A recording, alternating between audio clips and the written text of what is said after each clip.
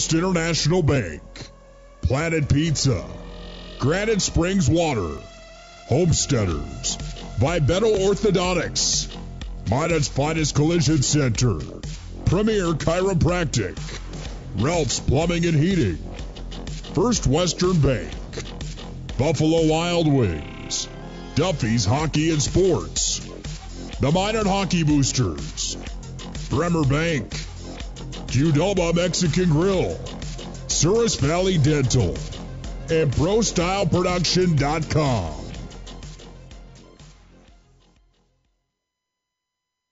This broadcast on the Pro Style Production Broadcast Network is brought to you by the UPS Store, First International Bank, Planet Pizza, Granite Springs Water, Homesteaders, Vibeto Orthodontics, Minot's Finest Collision Center, Premier Chiropractic, Relt's Plumbing and Heating, First Western Bank, Buffalo Wild Wings, Duffy's Hockey and Sports, the Minot Hockey Boosters, Bremer Bank, Qdoba Mexican Grill, Souris Valley Dental, and ProStyleProduction.com.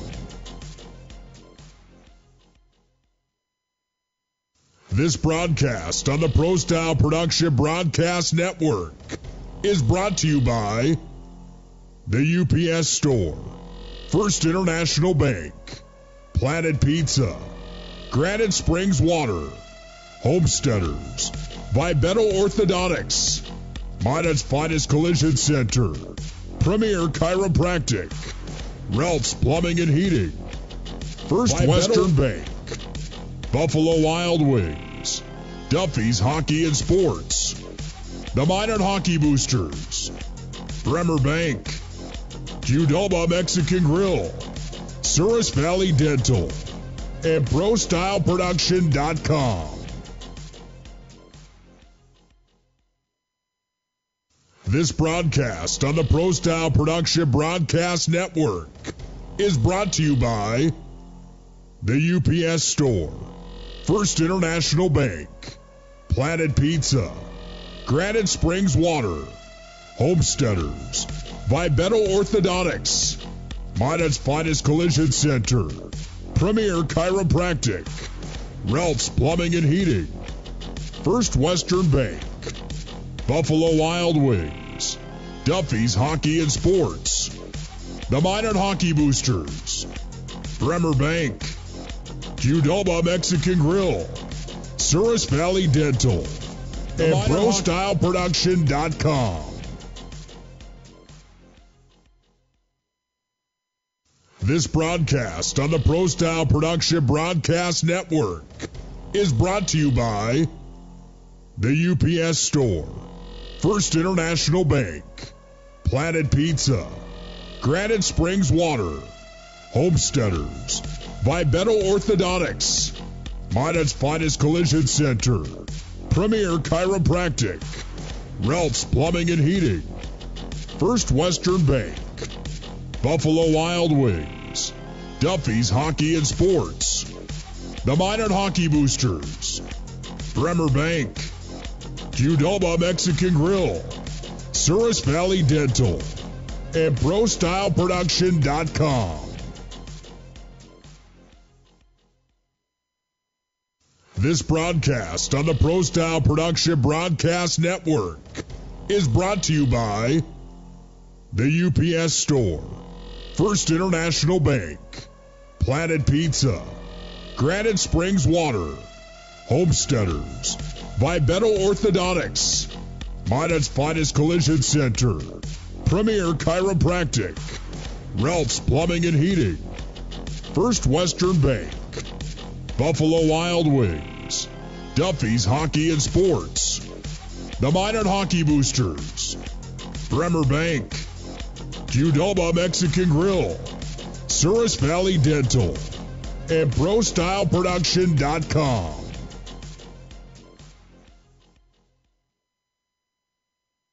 10, 9, 8, 7, 6, 5, 4, 3, 3, 2,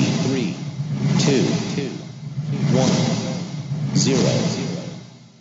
This broadcast on the Pro Style Production Broadcast Network is brought to you by ProStyleProduction.com.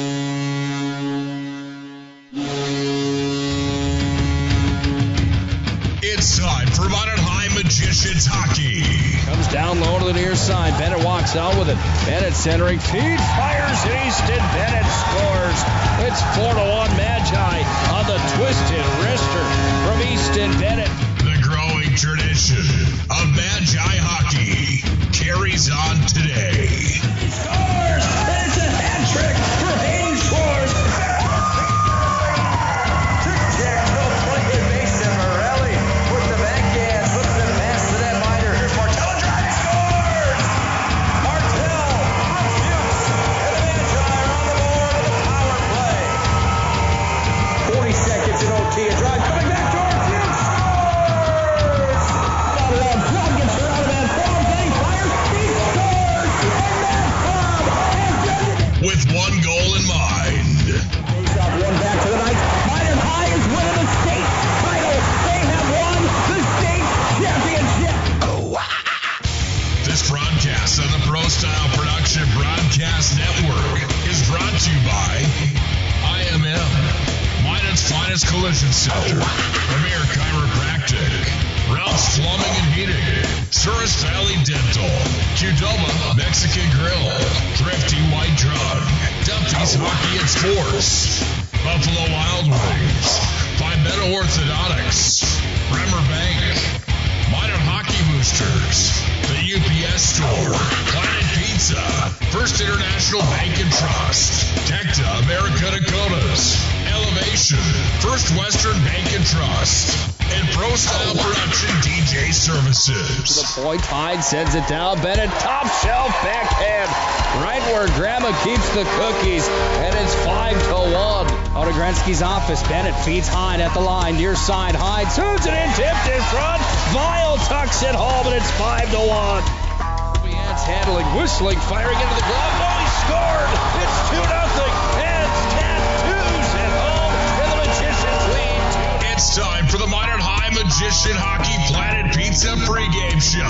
Planet Pizza, the area's ultimate party location, has been serving the Magic City for over 20 years. Call and order now at 701-852-1700. Colby Ends will start the rush. Ends has a big hit at center ice.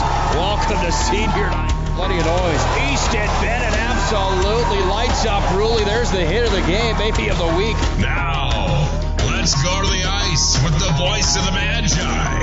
Here's Nick Hulberg.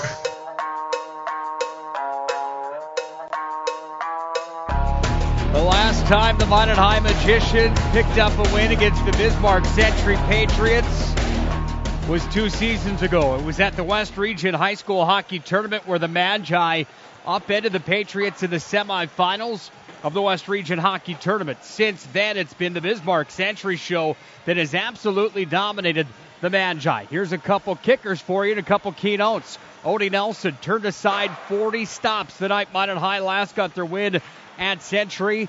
And Minot High's got a whole new makeup. Century does as well. Tonight we're going to find out who the better hockey team is inside of North Dakota high school hockey. Good evening and welcome into the Planet Pizza pregame show. We are live at the VFW Sports Center here in Bismarck, North Dakota for another installment of Bismarck Century Minot High. In this old school rivalry of North Dakota high school hockey on the western side of the state, it's the Planet Pizza pregame show. I'm Nick Hulberg. Tonight I'll be joined by Mr. Larry McFall. Let me mention quick that Planet Pizza can be reached the entire broadcast tonight. 701-852-1700. They do deliver for free. They have a lunch buffet Monday through Friday. It starts at 11 a.m. They have a 30-inch pizza. It's called the Galactic. They truly are out of this world. I highly recommend the Blue Buffalo Pizza or maybe some stuffed breadsticks as you listen to tonight's matchup. We sure are happy that you're joining us on 1390 KRRZ and at ProStyleProduction.com. Well, Mr. McFall, here we are again, the VFW Sports Center, the home to the Bismarck Bobcats and the Bismarck Century Patriots. And right now, it's home to the number one team in western North Dakota. And across the state, Century's really made some noise after finishing second in the state last year. Yeah, unbelievable last year, 13-0 in the conference, 22-5 overall. But as you had mentioned, they're a new team. They graduated 10, and the two names of Irie and Thomas will no longer be said by the Minot announcers tonight. Irie with 34-46 for 80 points. Thomas had 33 goals, 44 assists, 77 points. Those two guys are gone. Irie didn't graduate, but he moved on to a higher level of hockey now, and that just leaves Brown and Bailey returning from last year, but they had good seasons as well. Nicholas Brown, 22 goals, 24 assists, 46 points. That's nothing to bark at. And Bailey Carter had 13 goals, 32 assists for 45 points. The goaltender only played in 6.8 games last year. Matthew Schmidt behind the two seniors. They did get him some time, and he is back as the goaltender now. So lots of new faces, but like you said, the Bismarck Century team is very, very good, well coached also by Troy Olson. And for most hockey fans right now tonight, they're thinking that Century's going to win this one big. Last year you and I sat here, did the game, and watched an 8-0 game. Is it going to be same tonight? Or are these new magicians that we've seen with the young talent and the young defensive core, are they ready to get it done tonight? We're soon going to find out. Well, I mentioned Odie Nelson in the pregame show tonight. The reason I mentioned Odie is he's got the call tonight for the Magi. He goes back to the pipes. He didn't have his best outing in the season opener of his senior campaign last Tuesday night. They lost to Mandan by a score of 3-2. Odie, in that second period, only made 2 stops on 5 shots. That was the difference in the hockey game in my mind. We know the kid can win. We know that he's won some big games for him. Tonight it's kind of his to prove, and he's been okay at this arena before. But in my mind, Odie Nelson has to be their best player hands down if they want a shot to even hold the candle to Bismarck Century tonight, who's the heavy favorite over here in the West. Yeah, and I think the coaches and the fans really want to see that. And I know the coaches want to see it because you want that senior goaltender to get maybe a little more than half the starts if the goalies are close in talent. And then let the junior Love or the sophomore Sortland get in the other games. But you always want that leadership from that senior. The one guy that's played for 2 years that can kind of give him a pick-em-up every once in a while. But if he doesn't play well and you have to take him out, that's taking a step backwards and throwing the young guys in there. I'm sure they'd be glad to go in there, but they really want Odie to be successful. And like you said, he's a good goaltender. I think sometimes, and Century did this last year, let's see if they do this again. They got close to the net, they rattled him, they came into the blue paint, they knocked him around a little bit, and Odin kind of gets a little frustrated with that, and that takes him off his game a little bit. So hopefully, even if that happens, he can concentrate. Forget about that. When he stays in the game mentally, Nick, he can be one of the best in the state. He just has trouble once in a while making sure that he keeps that concentration level. Well, I couldn't agree more, and I think it's going to be fun to see how the young magicians and their senior goaltender react tonight to this Bismarck Century team that you mentioned that has Nick Brown up front. I've been saying now for 3 years, I'll say it again this year here in his senior season, that this guy is the real deal, and he's a next-level player, if you ask me. One of the big reasons. Well, Larry, when you take a look out on the ice, you can find Nick Brown pretty quick, number 15. We don't have the official stats on him. He's right in front of us here skating in warm-ups. This is a big man that's already got the build of 6'2", 6'3". I would guess he's probably upwards of 185, 190, something like that. And, boy, he's got hands and hockey smarts. He kind of leads them. They're going to have to shut the big captain down tonight from Century. But the Magi in themselves have some young players that have really started to turn it on, as it seems, over the last 102 minutes of hockey to start the year. It's pretty early to say that, of course, obviously, with the season being so young and in the early portions of this 2018-19 campaign. But let's go back to the Devil's Lake win last Thursday night, a week ago from today.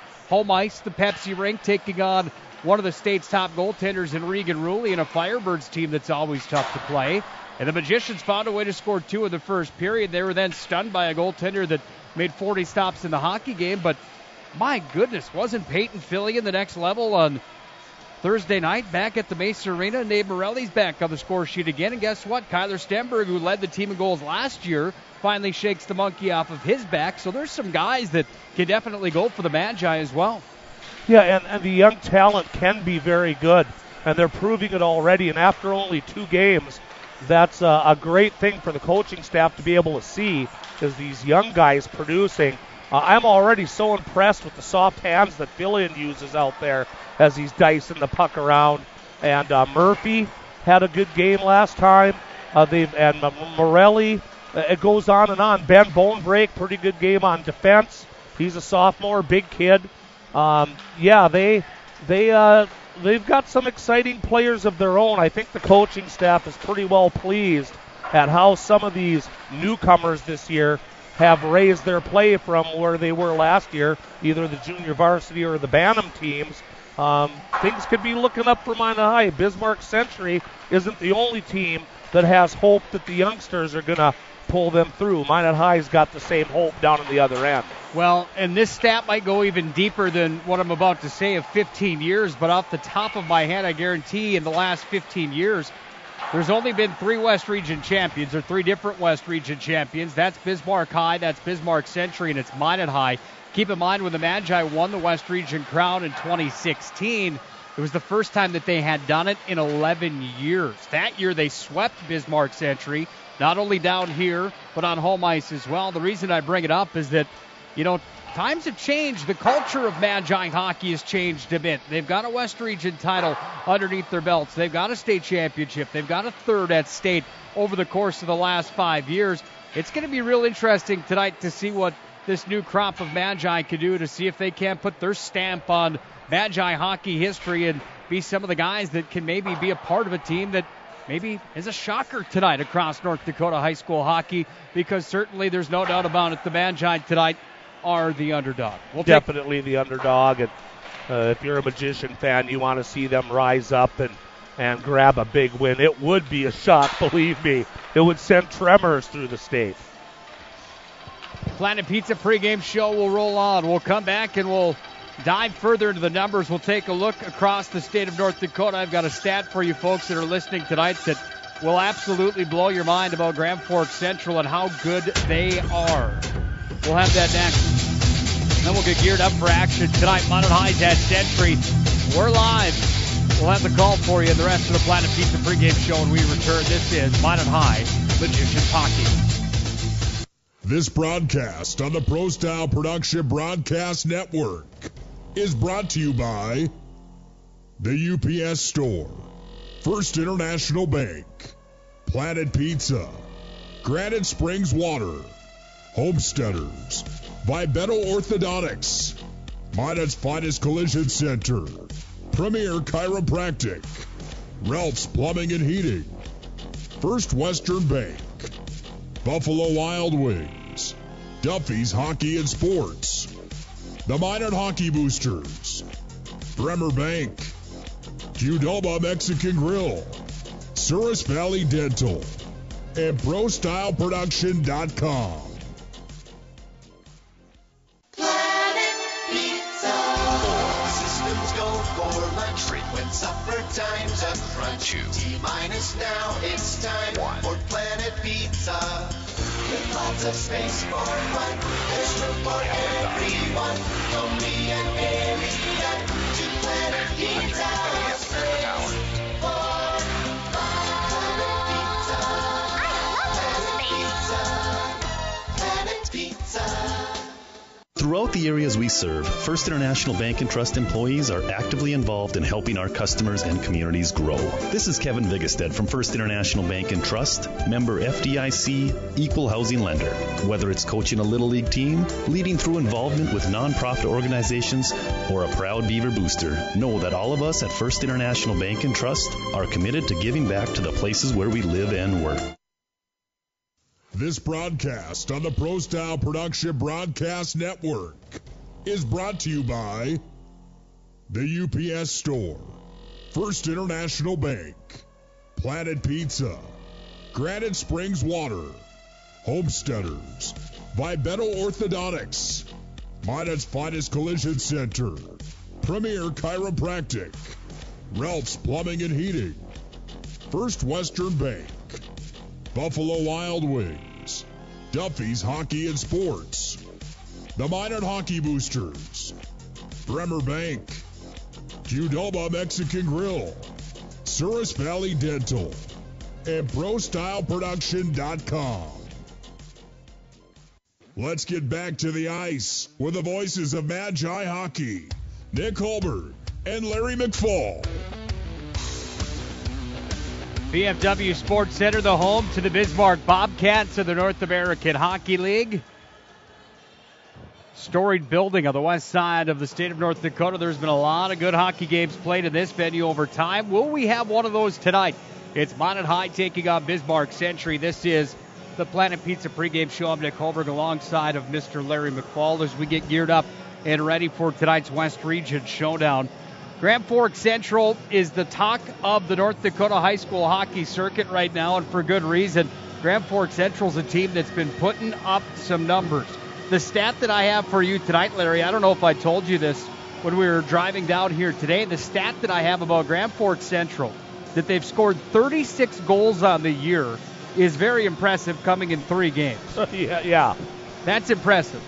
The stat that Central scored 36 and their goaltenders on their own team have only seen 36 shots this season. They've only surrendered 36 shots, the same amount of goals that they put into the back of the net on the other end of the ice. How about that for a stat to start the year? It is unbelievable. In their last outing against Cheyenne, Central took 26 shots in the first period, 21 in the second, 28 in the third, for a game total of 75, while Cheyenne West Fargo took 1 shot in the first, 2 in the second, and 1 in the third, for a total of 4. And I wouldn't be surprised if some of them were just dump shots, dumping it out, and it went down on the net, because it sounded like it was a power play pretty much the whole game. And the question was raised, and I don't know how much time we have for that, but maybe the fans can ponder over this, and we'll do more at the intermissions. But is that really good for your kid? I mean, if you're on the Cheyenne team, do you want your kid to go on out and get beat 17-0 and get humiliated like that bad? Or do you want to restructure somehow to where a beginning team like Cheyenne would never play Grand Forks Central? I know Mike Peluso from down here in Bismarck is very high on the A and B category of hockey, where the top 3 teams, one of the ideas he threw out, top 3 teams of the B would challenge into the A, and if they get in, then they're in the A the next year. So do you do that, or do you keep on getting humiliated by a powerhouse like this? I know I wouldn't want my son to come back from a 17-0 loss. I don't know if that's very good for him or not. Well, you can join the conversation at Pro Style Productions Facebook page. Let us know your thoughts on it on our YouTube channel, on Pro Style Productions YouTube channel, right here in this very spot that I'm sitting in right now. It was about 2 or 3 years ago I had the opportunity to talk to Mike Peluso. It's a fantastic conversation I had with Mike in regards to that. I asked him the questions that I thought were deserving of the conversation, and he had some great things to say about it. We'll talk more about it at our intermission report tonight, brought to you by First International Bank and Trust. For now, we're in the Planet Pizza pregame show, and we'll tell you that over on the east side of the state, Central is 3-0 to start the year. They're currently second in the standings in the EDC, only behind Red River that sits at 2-1. And only reason there being is that those games for Red River come in conference play, whereas Central sits back with the 2 wins in conference play on the east side of the state. Fargo Davies third in the standings in the EDC. West Fargo 4, Fargo South number 5, Fargo North 6, Devil's Lake 7, West Fargo Cheyenne 8, Grafton Park Rivers 9, and Mayville Portland sits at number 10. Here's the kicker. We're only 3 games or 2 games in, depending on what team it is. These standings really don't tell a whole lot about what's happening across the state, but they're fun to read and fun to talk about, because in the West, right now, it's Dickinson that's the top team in all of the West region. 3 wins inside of conference play for them. They've got 9 points. Jamestown sits on a 1-3 overall mark, 1 win in conference play. Mandan currently sits in third with the 1-2 mark, 2-2 overall for the Braves. Bismarck High's got 1 win in conference play. They sit fourth. Botno Rugby 0-2. They sit in fifth. Minot currently sits in 6th with the one conference game and the loss. They are 1-1, however, overall. Williston sits in 7th, Hazen-Bulin 8th, Bismarck Century. Well, they open conference play tonight, so they're at the bottom of the barrel as far as these standings are concerned. Century does have some guys in the top 25 in scoring. Nick Brown and Connor Hansen currently sitting 22 and 23. Nobody else in this hockey game tonight cracks anywhere above the top 22. We'll take a break on the Planet Pizza pregame show. When we come back, you'll hear from the Minot High co-head coach Jason Bennett, his thoughts heading into tonight as the Magi get geared up for Century. This is Minot High Magicians Hockey.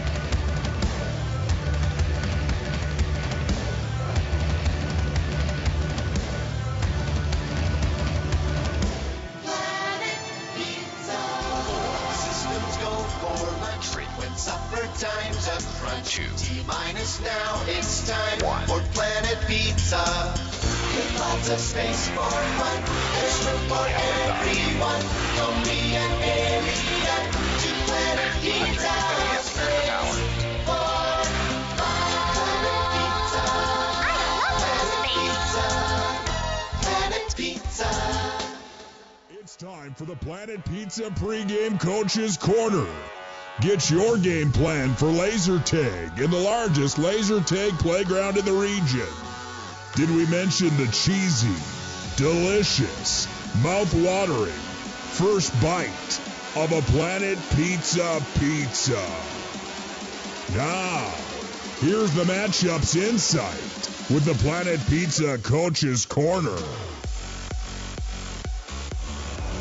Welcome back to the Planet Pizza pregame show and Coach's Corner. Nick Hulberg now joined by the Minot High co-head coach, Mr. Jason Bennett. First of all, thanks for a little bit of time tonight. How was the ride down? It was good. Weather's good this time of year, so bus is pretty full, but we made good time. We got here early, so we're good to go. Bismarck Century dubbed as the top team in Western North Dakota and in the WDA. They're a team that came in the coach's preseason poll ranked number 4 in the state. Big challenge for you guys tonight. How much have you been looking forward to this matchup to kind of get a real good measuring stick of how good your hockey team really is? It's good. You know, we started with Mandan that opening game, and you know, it's always tough. The first game of the year we had young kids. I don't think we played bad, but you know, they had a couple games under their belt. After that, we had Devil's Lake, and I thought we played much better. You know, we didn't probably capitalize as much as we should. So that was kind of a stepping stone. And now we got Century tonight. You know, we're looking forward to it. It's something you mark on your calendar. We see them 3 times this year, and we know they're a good team. Are we as good as they are right now? I'm not sure, but you know, that's something we'll hopefully find out more tonight. Let's go back to that matchup last week at the Pepsi rink. Like you mentioned, Mandan got the win 3-2 in the opener on Tuesday, followed by a win over Devil's Lake 2-0. Man, that Regan Ruley goaltender for Devil's Lake was the real deal. You guys peppered him. Overall, what was your overall takeaway? That hockey game power play had to make you happy that night, didn't it? Yeah, I think we looked much better than we did Tuesday. You know, Tuesday, I hadn't seen that team in practice. I hadn't seen that team at all. And then all of a sudden Tuesday, it's nerves, it's young kids, jitters, home opener. So it's good to see him bounce back on Thursday. Really is a heck of a goalie. I think he had 45 saves the other night against Grafton. I think Devils Lake won 4-3. So we'll see that again tonight. The Schmidt kid, he's a pretty good goalie here. I think this is his 2nd or 3rd year, and I think we need to do a better job of getting traffic, getting pucks to the net, getting bodies to the net. You know, that's where we need to be successful. Well, the Century team not only has the good goaltender in Matt Schmidt that currently sits on a 1-0 mark here in his senior campaign with a 96% save percentage, but man, they've got some studs up front as well. How do you shut a kid like Nick Brown down tonight or Connor Hansen? Those guys are kind of known in the West as maybe 2 of the best. I think so, and I think if anything this year, I think Century's firepower is down a little bit. And obviously that Brown kid's a real deal. You know, I just had a thing, and I put him as one of the top 5 forwards in the state, some ranking thing I did today. But I think what Century is even more skilled is on the back end. You know, they have 3 or 4 defensemen that can all play at a very high level. And we're hoping maybe they get a little complacent, honestly, you know, where they take some more risks because they are skilled and they've had a lot of success. And we can, we can capitalize on that. We can chip some glass. We can get some odd man rushes. You know, there's some things from the Jamboree that we can maybe take out of that when we saw them. I thought we played pretty well against them down here. So it's obviously it's a jamboree, and regular season's different, but we get our feet moving. I think we can draw some penalties, and then the power play is always important in a game like this. When you look back to the all-time traditional rivalry with Century, this is a team that's really turned it on as of late. Minot High a couple years ago swept this hockey club, and a goaltender by the name of Odie Nelson had some wins after that against him as well. So they're a team that some of your guys have seen be beat before with a little confidence. You go back to Odie tonight, or is it Trey Stortland? What do you do with your goaltender situation here tonight? We're going back with Odie tonight, and I think he's the senior, and right now it's his net to lose. Trey's playing in the JV game, and he didn't get much help tonight. He's let in a few, but it's battle, it's competition. We preach that, and we have for the last few years. We want that. We want players to push each other, and at the end of the day, you're going to go with the hot hand. We'll most likely continue to rotate now. We'll maybe give Sortland the start Saturday, depending on how it goes tonight. But that's something we're going to do now, and it's good. It's good to have that battle and competition, and we're pretty excited. Century is a program in general, as a whole school, that's excelled a lot lately. Football, basketball, hockey. So they're doing things right down here, and so we need to get back to where we were a few years ago against them, and we'll be good to go. How much stake do you put into a game like tonight, early on in the year, a West Region matchup down here at Century? I know that one of my favorite quotes of all time from former head coach Chad Burkhart was, you just have to win 3 in a row to get out of the West Region, then 3 more at state. That's 6 games at the end of the year you look to be hot for. But do you put a lot of stock into these? I mean, I sure think that they're real important this time of the year. Especially when you lose the one against Mandan. I don't think that was something in the works, in the plans. We've done that a couple times here in the last 5 years, though. We got to start scheduling somebody else, I guess, for that home opener. But there is some. You obviously you don't want to lose a hockey game, and like we say, you can't win or lose a championship here in November, December, January. You want to compete tonight. You don't want to come down here and get beat 7-1, and then who knows what happens against Dickinson Saturday. So you want to compete. You want to keep the game close. And that's really what you're looking for. How the guys respond when you get scored on. What kind of fight there is if there's any kind of adversity. So that's what we're focusing on tonight. Sure, appreciate your time as always. Best of luck here at the VFW Sports Center. All right, hopefully it's a good one. That's Jason Bennett, the co-head coach of the Magi. When we come back, we'll take a look at the starting lineups, and then we'll get you set for tonight's West Region tilt. This is Minot High Magicians Hockey. Hello, I'm Steve Funningsland, consumer lender at First Western Bank and Trust and sports enthusiast. Employees at First Western know the importance of teamwork in their day-to-day banking duties to best serve the community. I know the Minot and surrounding area high school and college athletic teams know the importance of teamwork as well. We want to wish all local teams good luck in their athletic endeavors this year. Stay safe on the courts, on the fields, on the rinks, and in the gyms. We look forward to watching you succeed. With familiar faces you know who know you by name, First Western Bank and Trust, you can bank on us, member FDIC, equal housing lender. Hi, my name is Marshall Kanam. I'm the manager of the UPS store here in Minot. It's time to make sure your holiday gifts arrive on time and unbroken. It's why at the UPS store we offer our pack and ship guarantee. We can pack, ship, insure your item, and get it there on time. 100% guaranteed. If anything were to happen, you're covered, and so is your package. So ship away for the holiday. For the finest in packing and shipping, the UPS store. We're at 1940 South Broadway or online at theupsstore.com. ProStyleProduction.com. Throughout the areas we serve, First International Bank and Trust employees are actively involved in helping our customers and communities grow. This is Kevin Vigestad from First International Bank and Trust, member FDIC, equal housing lender. Whether it's coaching a Little League team, leading through involvement with nonprofit organizations, or a proud Beaver booster, know that all of us at First International Bank and Trust are committed to giving back to the places where we live and work. They travel together, but in separate vehicles. The voices of Magi Hockey. Here's Nick Hulberg and Larry McFall. Legendary voice of Dan Durkee inside the VFW Sports Center. Roars out the old tone that we've heard so many times where he elongates the Patriots. The home team announcer tonight trying to get the fans loaded up and ready for this West Region affair. Century and Minot High here at the VFW Sports Center. This is the Planet Pizza pregame show as we get geared up and just about set for our national anthem tonight. Nick Hulberg and Larry McFall. Larry, time to look at the starting units tonight for both of these hockey teams.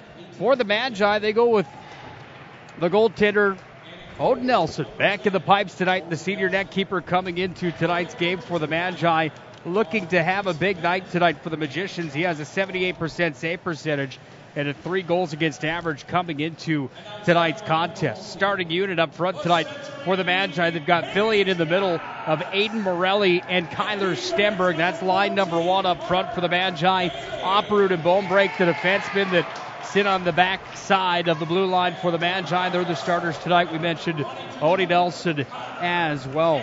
Connor Hansen gets the start tonight for Bismarck Century. They're also going up front with number 14, Carter Bailey.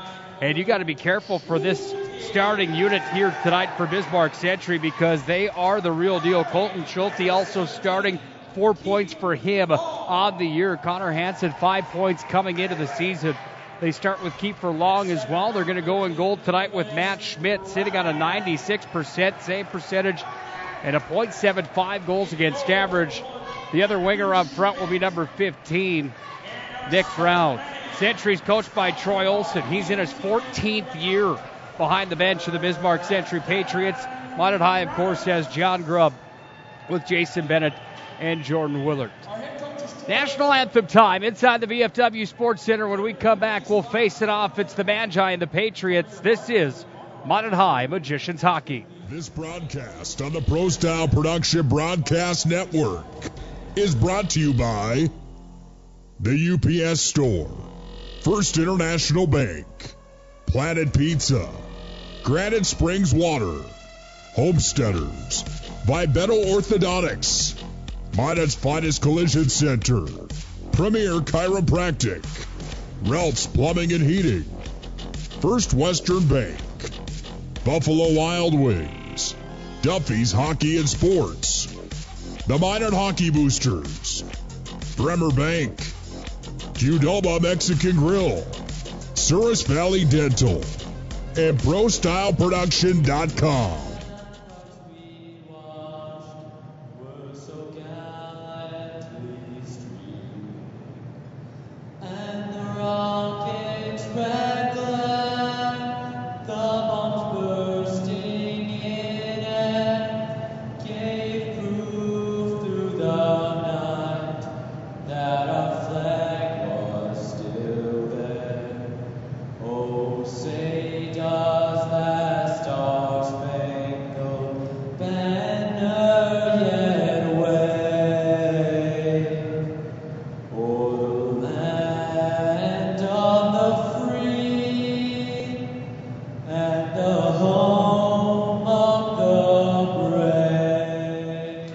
God bless our servicemen and women. God bless our veterans. God bless America.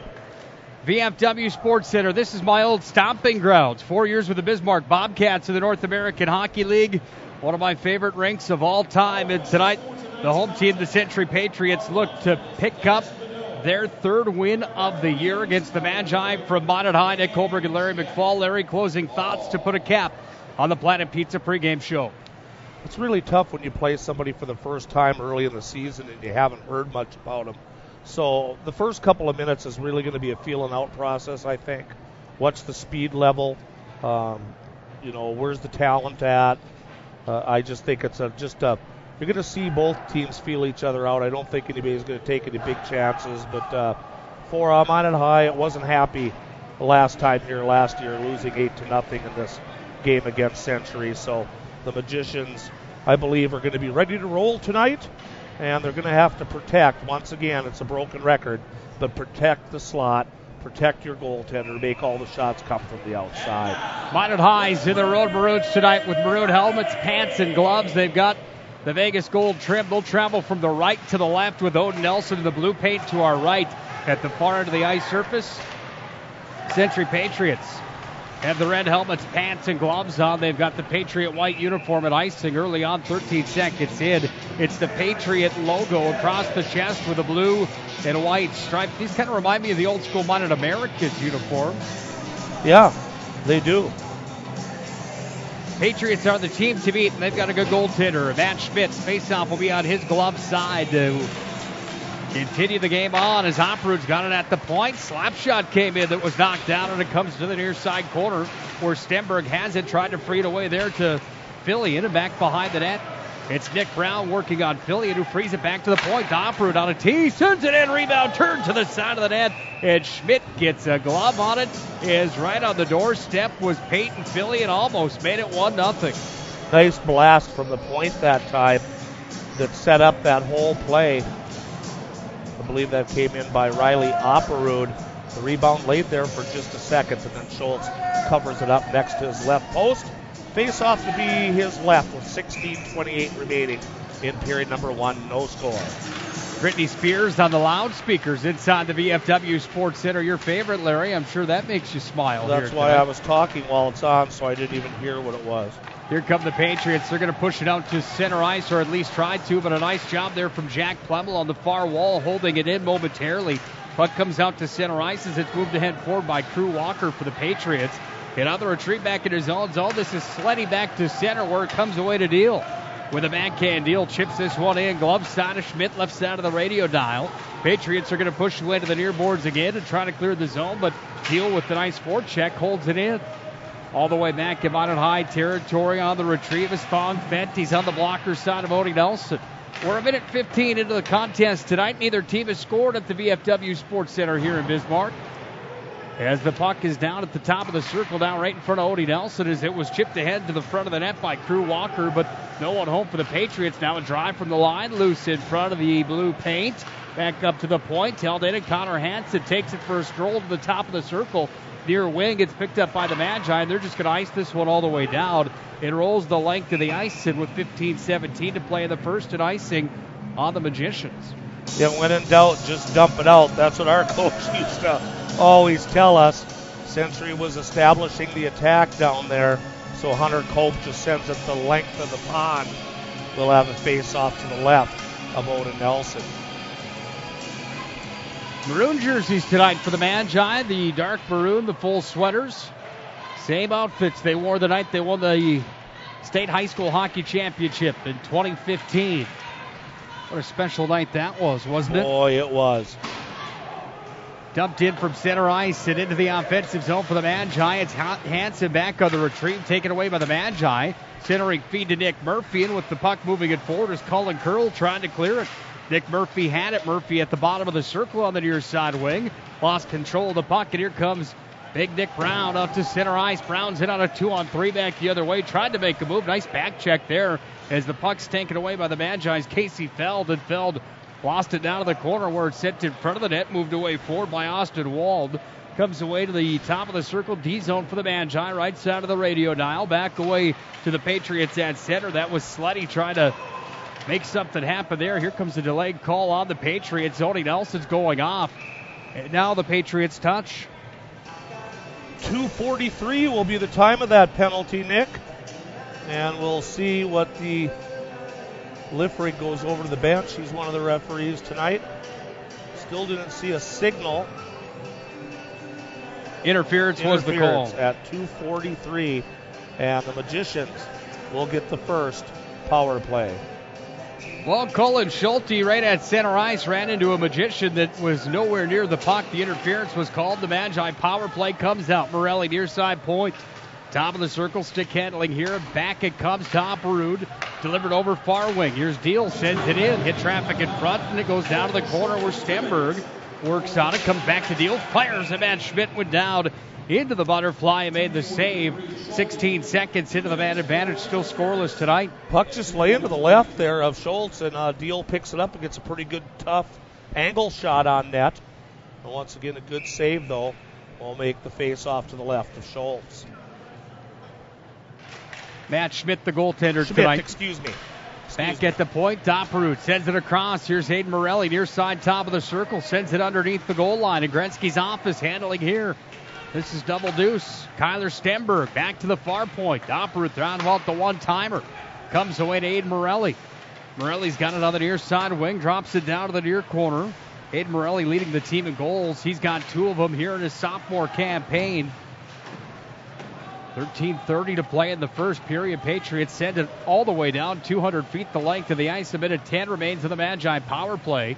Nelson was behind his own net to stop it back there for Opperud. Got past him, and now Opperud's got company as he gets some help from Aiden Morelli. And Morelli takes it back behind his own net to the far side wing. And all of a sudden at center, it's Connor Hansen that's got it. And the Patriots just dump it right back in behind Odie Nelson again.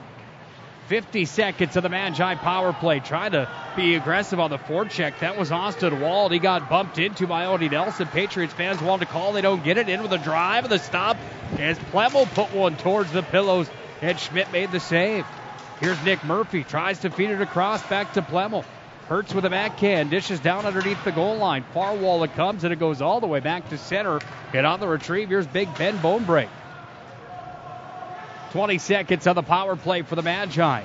As Hertz walked over center ice on the near side wall and dumped it down to the corner. Connor Hansen from behind his own net. Slap shot back to the far point. Bonebreak holds it in. Now Jack Plemmel on the wing. Has it back to the point where, again, it comes to Bonebreak. Bump back to Plemmel. Bottom of the circle. Turns it towards the net. That one hit the back of Nick Murphy. The puck escapes the zone and goes to center where Hunter Copes on the retrieve as the Patriots are back at full strength. 12-10 to play in a scoreless first period. Minot High with a one power play here tonight. And now an offside on the Patriots with 12:03 to play. The Magicians got a couple of good shots on that power play. Still, they have not got a shot on Odin Nelson. So right now, that's something the Magician coaching staff's got to be happy about. 5 minutes in on the road, you don't even have a shot on your netminder, as the Magicians have been playing most of this game so far in the Patriot end.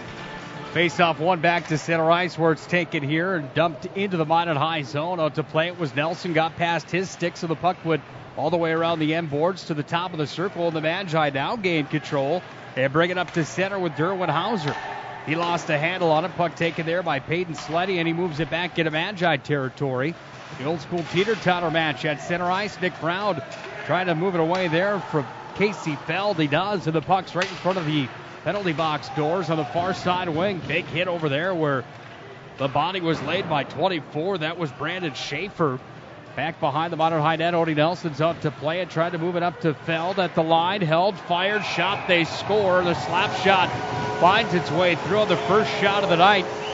Odie Nelson was screened from the blast at the point, and it finds the back of the net, and it's Peyton Sleddy that gets the first of the night for the Patriots. Yeah, it'll be at 5:39, and as Nick said, the puck came back to the blue line, and the puck was fired through a lot of traffic by Sleddy, and I don't think Nelson saw that at all. With 11:21 remaining here in period one, the Patriots lead at 1-0. Well, Peyton Sleddy picking up goal number 1 of the year. Second point, here's the call from Dan Durkee.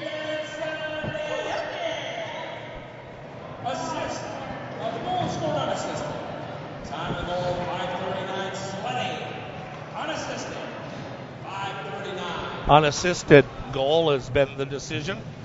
Peyton Sleddy gets the goal, the senior, at the 5:39 mark on the power play. Second point of the year. Tripping was called as we listened into Dan Durkee. The tripping calls on the Patriots and Carter Schoenberg. Tripping.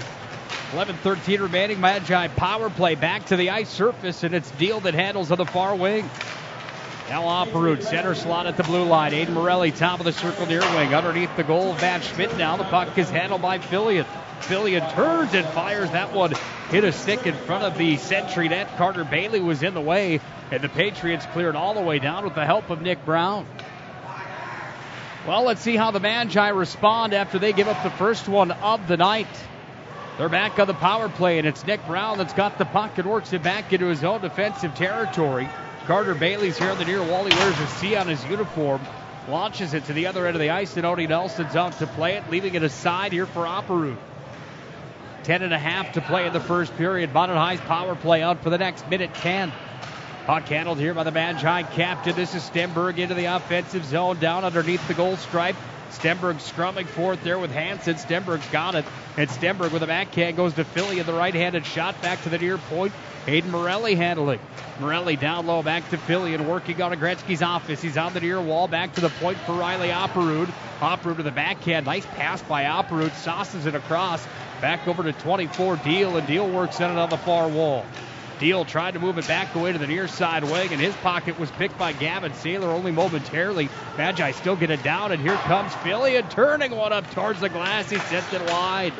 Puck's taken away by the Patriots, and Schulte moves it to center, and Morelli's back on the retrieve. Well, you got to know that this Minot High power play is certainly doing some good things. They move it around nicely, but it's the Patriots that clear it all the way down to the other end of the ice. Odie Nelson was out to play it. He fired it right into Crew Walker. The Magicians get it back, and they start the rush back out to center.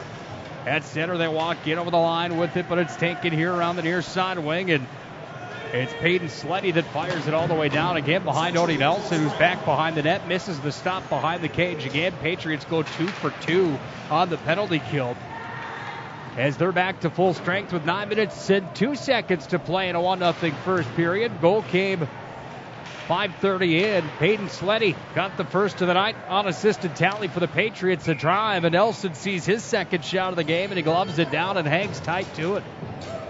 Well, the Magicians on that power play, I bet you Fillion wants that one tough angle shot back.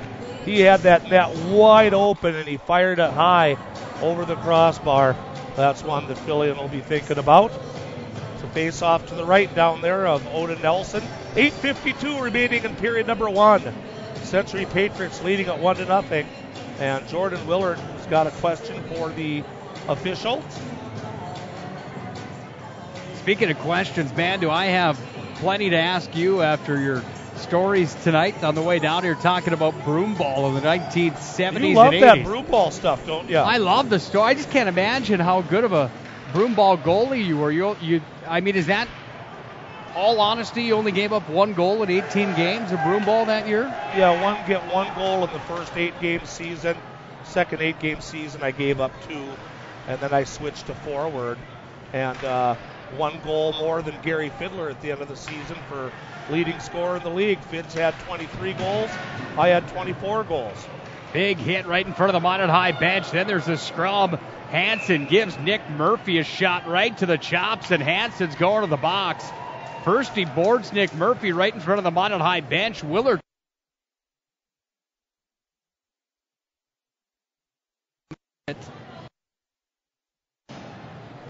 .8:39 is the time of that penalty call. It's going to be roughing, and it goes to skater number 22, Connor Hansen. So 3rd straight power play for the Magicians. They really need to use one of these here to get back in this game. Aiden Morelli's got it at the point, fired it ahead forward. He shot it right off the shin pads of Schoenberg.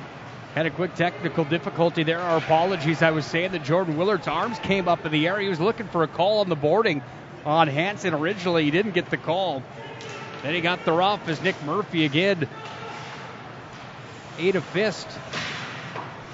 At the point, Morelli unable to hold the zone. He comes back to center, spins it around, and it comes away now out of the tape here for Stenberg.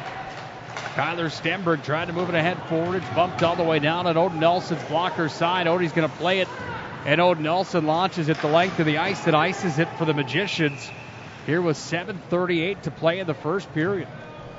3 straight power plays here for the Magicians. So if they don't execute and score here, you know what that means. Guess who's going to probably get the next penalty in the game? It'll be the Magicians. So this is a really important power play, but right now the face-off is way down from us to the left of Odin Nelson. 1:17 left on the power play, 7:38 remaining in the period. Puck is handled here by Hertz behind his own net.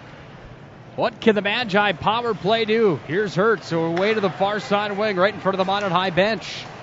Across to center ice it comes, and Bone breaks in near wall, takes it down. This is the left side of the radio dial for the Magi as Hunter Cope ran into Nick Murphy, a miscue for the Magicians, and it sent the length of the ice on the glove side of Nelson. Hertz is back on the retrieve, bring it out to center here for Nick Murphy, and number 9 for the Magi takes it behind his own net and hits the brakes. Now he starts the rush up the far side wall. Back to the near side wing it comes. Trying to get it up to Bone Break. And now with it is Jack Plemmel. He's into the offensive zone. Fancy move. Plemmel's in. Plemmel out of the forehand. He's going to be whistled as he's hauled down. A hooking call will be coming the way of the Patriots. And Minot High will have 31 seconds of a 5-on-3 with 6:52 to play here in the first, down by a goal. Nice cut in there by Plemmel, and he got hooked from behind. He still got a pretty good shot off as he slid into the goaltender. And the Magicians are going to have a 5-on-3 for 31 seconds. And then another power play will begin. That penalty time is 10:08. Magi send out Deal with Fillion. They've got Stenberg as the other winger. It's Oprud at the point along with Morelli. Fillion works it across the blue line back to Aiden Morelli near side top of the circle. This is the blocker side of Matt Schmidt, the Century goaltender. Down low it comes. Fillion's got it back, works it across, back to the point. Oprud turns it over to Deal. Deal in the circle, far wing. Oprud at the point. One-timer blast. Rebound turned on. Fillion robbed by the blocker. Puck comes back away to Fillion, far side point. Handling now Oprud, off to Morelli. Sends it in, save with the glove. Rebound loose in front of the cage, and it's fired out. Odie Nelson's going to be forced to play it. Century's only down a man now, as out of the box comes Hansen with 6:10 to play in the first. Minot High still down by a goal, but a minute 17 remains of the power play as it's handled here by Deal across to Morelli, top of the circle, turning and firing in the glove save. A can of cord for Matt Schmidt from the point. The Magicians are starting to get a few shots on this power play, but boy, there's been some they're passing up as they cycle that puck around. Just like sometimes when I watch hockey on TV, I'm yelling, shoot, shoot, shoot, and they just keep moving the puck around. I'd like to see more shots, but they have got a few now here at the end of this power play. Blocker side of Schmidt, the puck lays and goes to the far side wing where it's chipped ahead and all the way down from Gavin Saylor. Nelson's blocker side. We're down to the final minute of the power play. This is the fourth man advantage of the first period tonight for the Magi. They haven't committed any crimes yet. They also haven't scored. They're trying to do that now as Plemmel moves it back over to Murphy. Bottom of the circle, far point at the line. Bone break, dropped it back down to Murphy. Let it go into the corner there for Hunter Cope, the senior from behind the net. Cope's back behind, bumps it off the near side wall up to the point for Hertz, and back it comes to Murphy, top of the circle. Murphy looks to the far point, off to Bone break, and that one hit his stick and out of the zone it went. And now it's going to be pushed all the way back into Minot High territory. Odie Nelson lets this one go where it's picked up by Bone break once again. Final 15 seconds of the fourth power play of the night. The Magi ice it down the length of the ice. It came down on Schmidt's blocker side. The faceoff will come to Odie Nelson's glove side with 5:06 to play in a 1-0 first. Minot High down by the goal. Bone break a little frustrated there. He tried to make a bank pass and it didn't work. Came all the way down for an icing instead. The faceoff now comes to the left of Odin Nelson with only 14 seconds left on the power play. Faceoff on Odie's glove side. Puck tied up in the circle right at the faceoff. Dotting away with the puck for the Patriots. That's Austin Wald. Out to center it comes the D-man. This is Brandon Schaefer for the Patriots. Sends that one ahead forward, but a stop in the play. VFW Sports Center down here in Bismarck has a unique setup. Most hockey rinks that you'll see the players' benches butt up to each other side by side with the penalty box on the opposite side of the playing surface. In the case at the VFW Sports Center, the penalty box and scores tables directly at center ice, and on each side of the penalty box is the players' benches.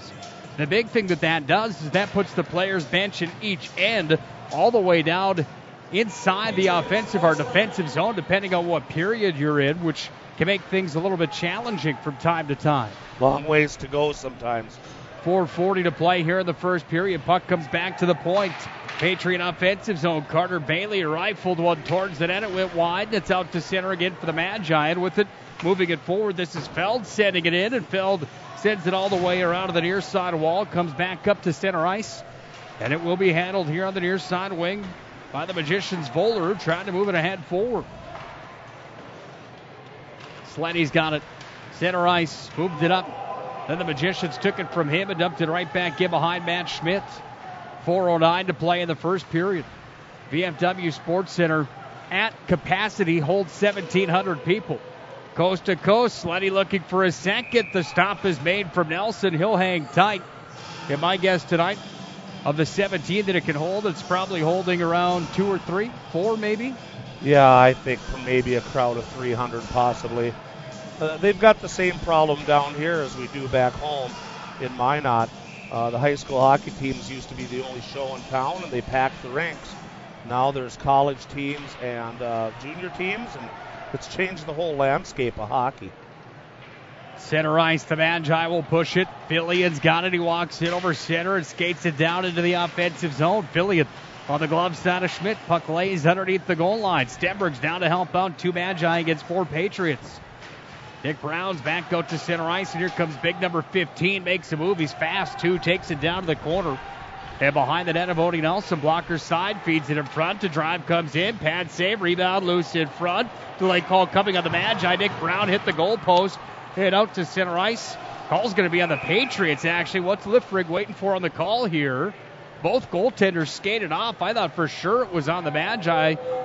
And I believe it will be, as the cross-check is now signaled, but we're still waiting to figure it out. Penalty comes at 13:43 here of period number 1. And yes, folks, that's the 4th straight penalty on Century, and the Magicians will go on the power play. There was some confusion. There was a lot of confusion, because now I look and there's a Minot player in the box. So much confusion that Dan Durkee's playing the Jeopardy theme song. The call was a cross-check on Hertz. Where the real confusion came in is that Century goaltender skated off thinking that he saw what everybody else saw. That was the cross-check that Hertz committed. Arm came up. Minot High broke the puck out of the zone.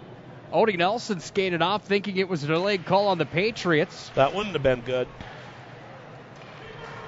And now the Magi are short-handed, but it's Murphy into the offensive zone with it. A man down on the Magi for the next minute 49. We're at 3 minutes 4 seconds to play in the first period. Peyton Sleddy, the only goal getter tonight. That happened early in the contest, 5:30 in. Nick Brown to the front of the net. Brown takes the top of the circle, dropped it back down away, and at the point across it comes for Sleddy. Sends it down to the corner, blocker side of Odie Nelson, and Nick Brown starts it down to the corner again.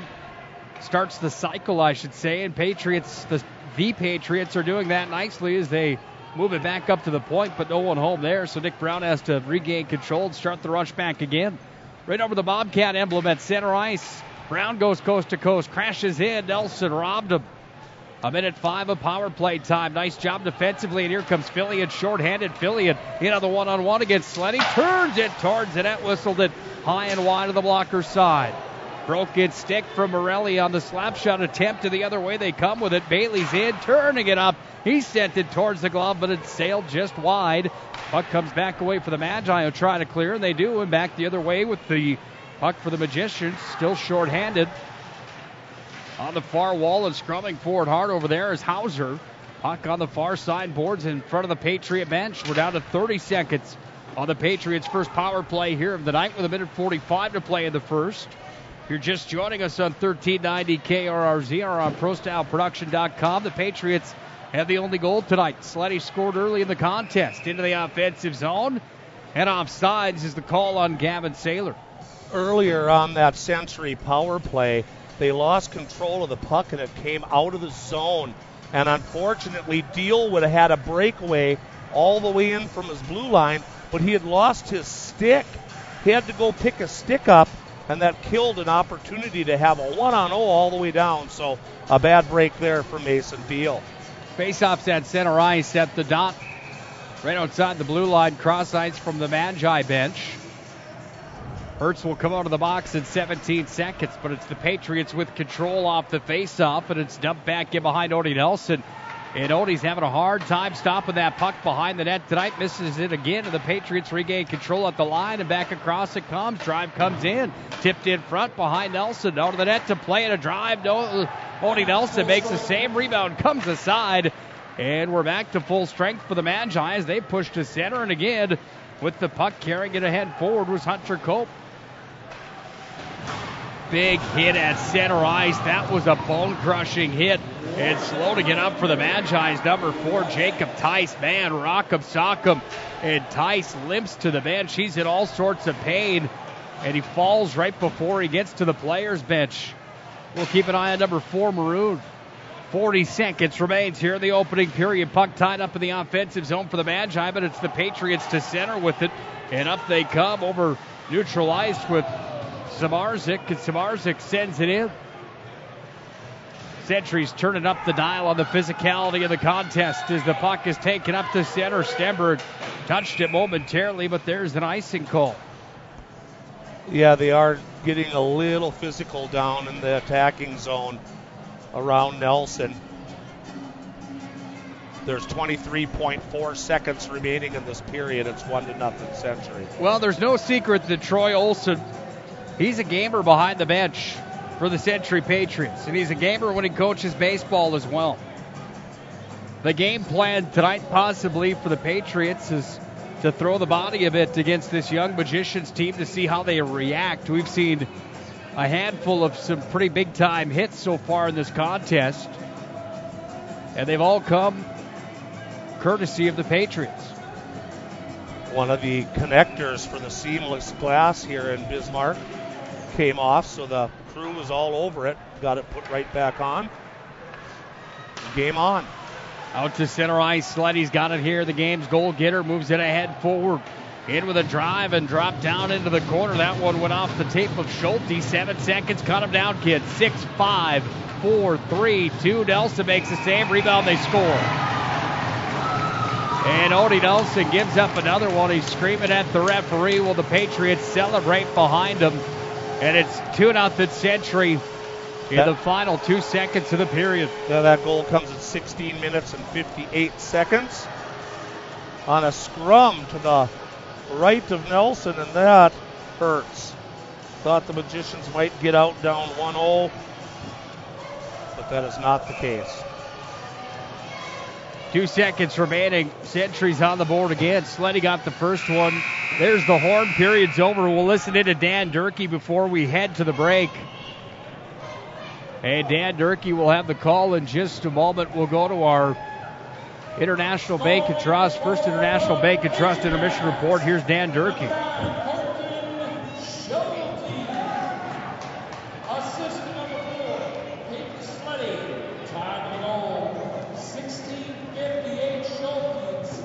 Schulte from Sleddy, and the Patriots lead 2-0 at the end of 17 minutes. Nelson with 6 saves. Matt Schmidt had 5. 2-0 at the end of one.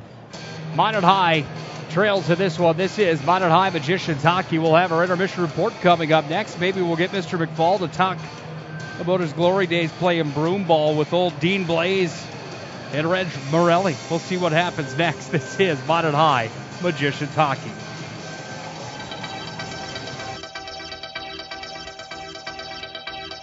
This broadcast on the Pro Style Production Broadcast Network is brought to you by the UPS Store, First International Bank, Planet Pizza, Granite Springs Water, Homesteaders, Vibeto Orthodontics, Minot's Finest Collision Center, Premier Chiropractic, Ralph's Plumbing and Heating, First Western Bank, Buffalo Wild Wings, Duffy's Hockey and Sports, the Minot Hockey Boosters, Bremer Bank, Qdoba Mexican Grill, Souris Valley Dental, and ProStyleProduction.com.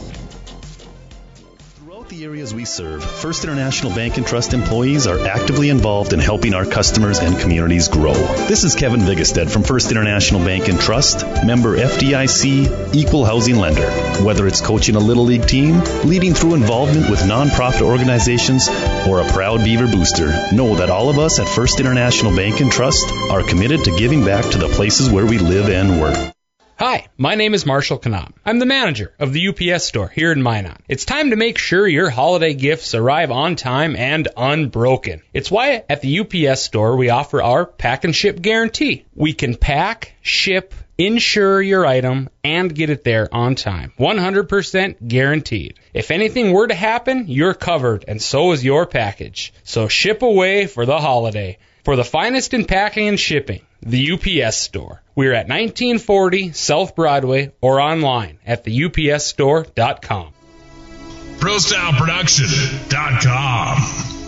Throughout the areas we serve, First International Bank and Trust employees are actively involved in helping our customers and communities grow. This is Kevin Vigestead from First International Bank and Trust, member FDIC, equal housing lender.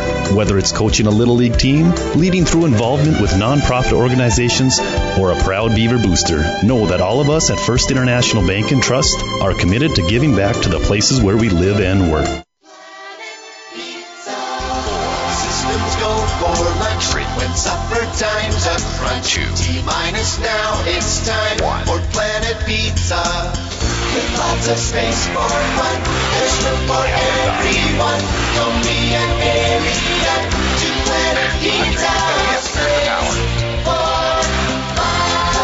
Pizza. Planet Pizza. I'm Steve Funningsland, consumer lender at First Western Bank and Trust and sports enthusiast. Employees at First Western know the importance of teamwork in their day-to-day banking duties to best serve the community. I know the Minot and surrounding area high school and college athletic teams know the importance of teamwork as well. We want to wish all local teams good luck in their athletic endeavors this year. Stay safe on the courts, on the fields, on the rinks, and in the gyms. We look forward to watching you succeed. With familiar faces you know, who know you by name, First Western Bank and Trust, you can bank on us, member FDIC, equal housing lender. It's time for the First International Bank and Trust Intermission Report. First International has you covered. Let's go back to the press box for the stats, analysis, and everything else Magi hockey. Peyton Sleddy and Schulte are the goal scorers in the first period. They're both on the Century side, and Century leads 2-0 at the end of one. It's Nick Hulberg alongside of Mr. Larry McFall, a special guest in the booth here tonight without the headset on. I don't know if he wants to grab a microphone or not, but my old broadcast partner from the Bismarck Bobcats days, Mr. Brent Borkus, up here in the booth as well. Always good seeing Mr. Borkus. Let's give Brent a microphone real quick. Brent, real quick, how you doing these days, man? Great to see you.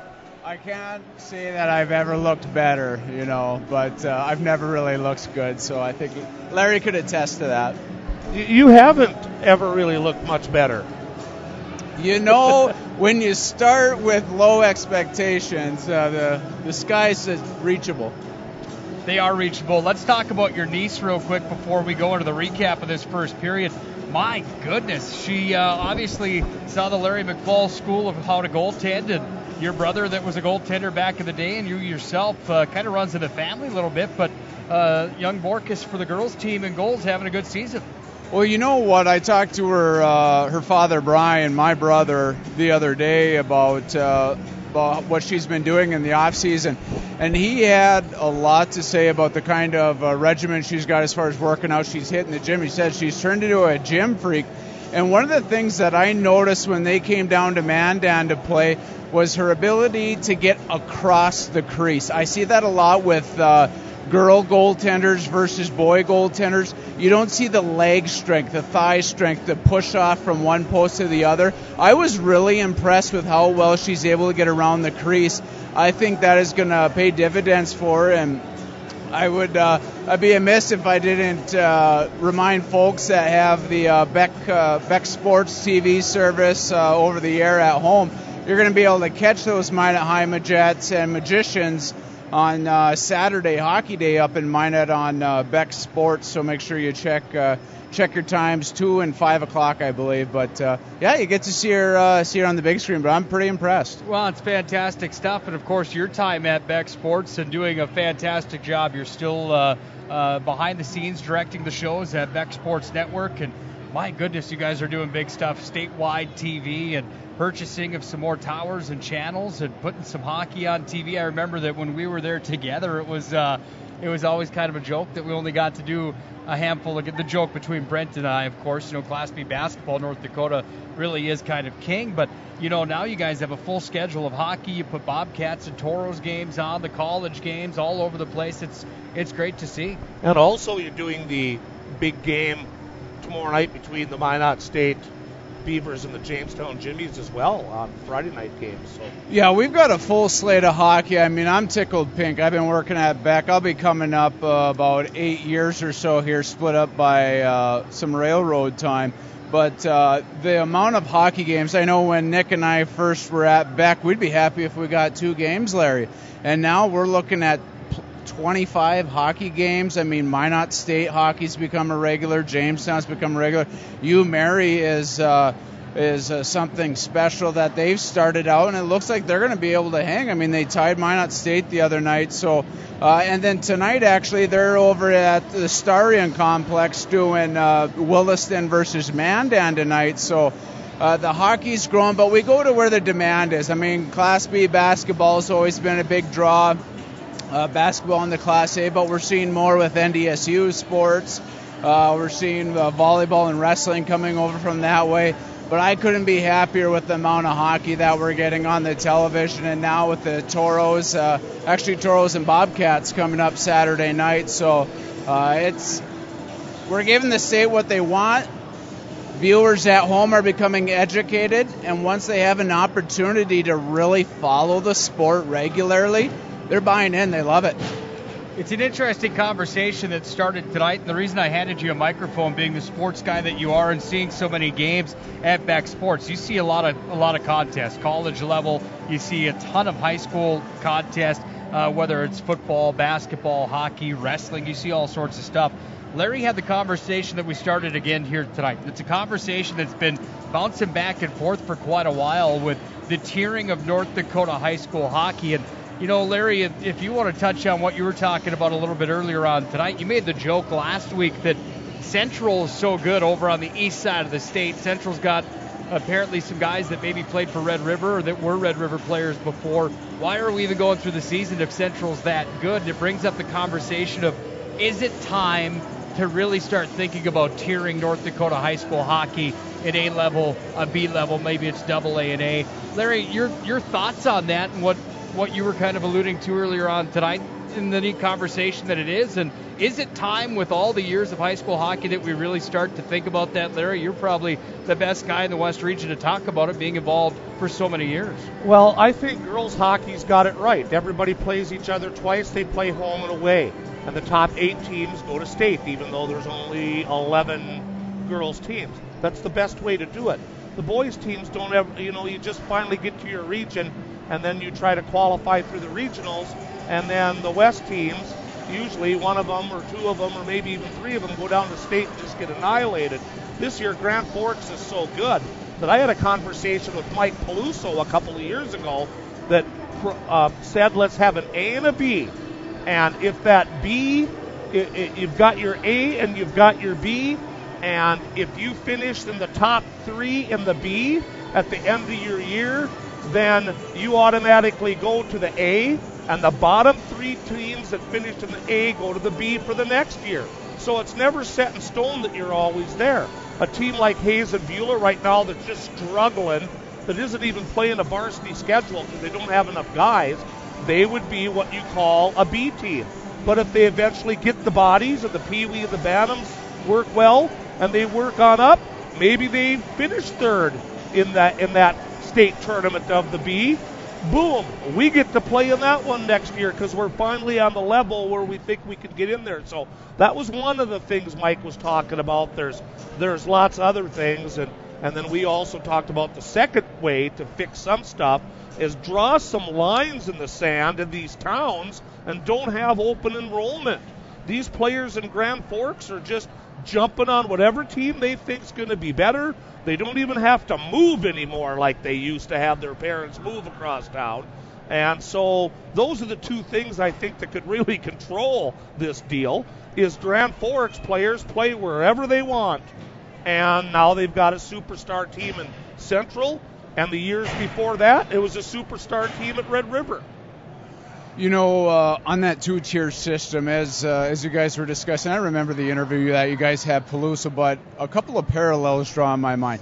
I mean, first off, you take a look at the numbers. Take a look at Hazen. Well, when you see some of the varsity team having a tough go against any of these other teams in the state, well, you're not going to see the numbers lower. I drew a parallel, I think, of St. Mary's back when they used to play Class AAA football. And it was a tough go. Their numbers dropped down because who wants to go out and get taken to school when Fargo South and Fargo North, there was no Davies back then.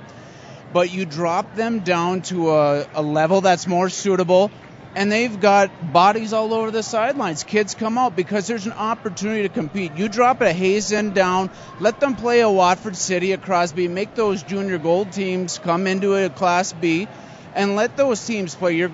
No one's going to blow anybody out of the water, and you're going to see the numbers come up. So I see that as, if you really want to foster these programs, make them able to compete. And then when I look at the aspect as far as the other teams in the state, if I'm a Minot or a Century or a Grand Forks Central for that matter, and I've got to play a team that I think I'm going to score 15 goals on, what happens if my star player blows his knee out?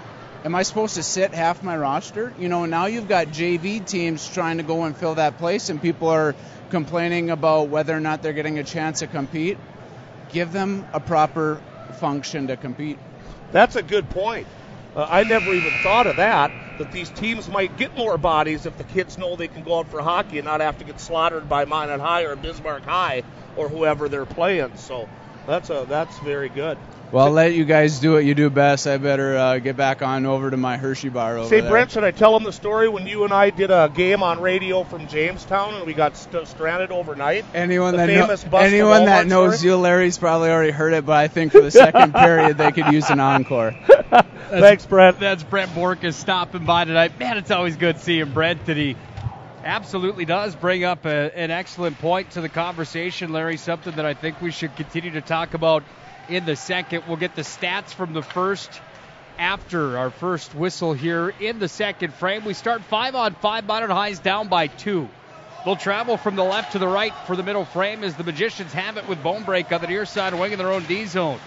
Trying to push it ahead forward. Nick Brown's got it back, and now it's Fillion that moves it ahead forward up to center ice. It's Riley Opperud back in his own territory, and Opperud's got it on the near side wing again, and he'll move it back away to the near side boards where it's chipped up high off the glass, and it rolls all the way back into the offensive zone for the Magi, and Fillion's down in the offensive corner on Schmidt's blocker side, works it away to the glove side, and back the other way for the Patriots. It's Nick Brown that crosses over center with it. They dump it in and work it away in front of Odie Nelson on the blocker side. It comes, and it rolls the length of the ice. We're 1 minute into the second. Schulte and Sleddy were the ones that scored for the Patriots in the first. The second goal came with 2 seconds remaining on the clock in the period. Here's Hertz, bump pass. And that's always a tough one. Up to Deal. Deal's got it in the offensive zone. Back behind the net. Hunter Cope on the forecheck, trying to free his Deal again, but it's taken by the Patriots, and they're going to play keep away with it now. 1:20 into the second frame. Out to center. The saucer pass goes ahead forward. It's Hertz that's got the retrieve. Touched by the Patriots momentarily. Then Hunter Cope off to Jack Plebble, and Plebble's in. Taken here by Peyton Sleddy. Moves it ahead forward to center. Magicians get it back and dump it right back in. Mason Deal on the far wall. It's Hunter Cope behind the net trying to get a handle on it. Comes away to the near side wing, and now the Patriots are back to center ice with it. And here's number 9, Colton Schulte. Game second goal. Schulte dumps it into the Patriots. Go for a 4-for-5 change. Ben Brobreak ahead forward. Off of Jack Plemmel. Back up to center. It's Sleddy into the offensive zone. Has a man with him. Nice play. Ben Bonebreak went to it. He to stop it. Comes in front of Odie Nelson. Turned towards the net, but it went wide. We're at 14-17 to play in the second. Minot High down by a pair as the Patriots and Crew Walker control the puck in the zone. At the point to cross from Carter Bailey. Sent it in, went wide, back underneath the net. It's Riley Opperud. Clear eye-tech bubble on the helmets for the Magicians. Moved it out to center, and then it's dumped right back in from outside the blue line. Bone break ahead forward it comes. We haven't had a whistle yet to start the second period. We're at 14-18 to play in the middle frame. The Minot High still trailing by 2 with the Patriots with the puck. Yeah, this color job's pretty tough. I could see making money doing this gig. Drew Walker, far side wing, up to the point it comes. It's Hansen, thought about it, across. Bailey sends it in, but he sailed it wide. Unless you're paying me in words a minute, then I have to talk some more. Here's Nick Brown, walks in, fires, hit the protective mesh above the glass, and finally we get our first stop in the period. 13:55 to play in a 2-0 second. Patriots up. My shots on goal were a little different than the ones they announced. I had Nelson stopping 8 out of 10 shots. for the Magicians, and I had Matthew Schmidt stopping all 8 shots. And penalties once again, Century whistled 4 times for 8 minutes. The Magician 1 for 2 minutes. Shot comes in, and the stop is made from Odie Nelson. Way to the near side boards. It's in the Magi defensive zone, sent in front by Nick Brown. Rebound comes out. Shot is made. Save, rebound. And then Odie Nelson throws a blocker. Nick Brown's on top of Odie. And Odie Nelson getting into some of the extra stuff. Well, the Magicians are getting themselves in trouble now. They're back on their heels here in the first 4 minutes of the period. And they've got to try to start working some plays and get the puck out of the end. Nelson with 5 saves already in this period. Face-off controlled by the Patriots. Minot high defensive zone, left side of the radio dial. Nick Brown worked it back up to the point. Far sideline, handled here by Carter Bailey to Hansen. Back to Bailey, thought about it, sends it in, tipped in front. Nelson pad save, and he hangs tight.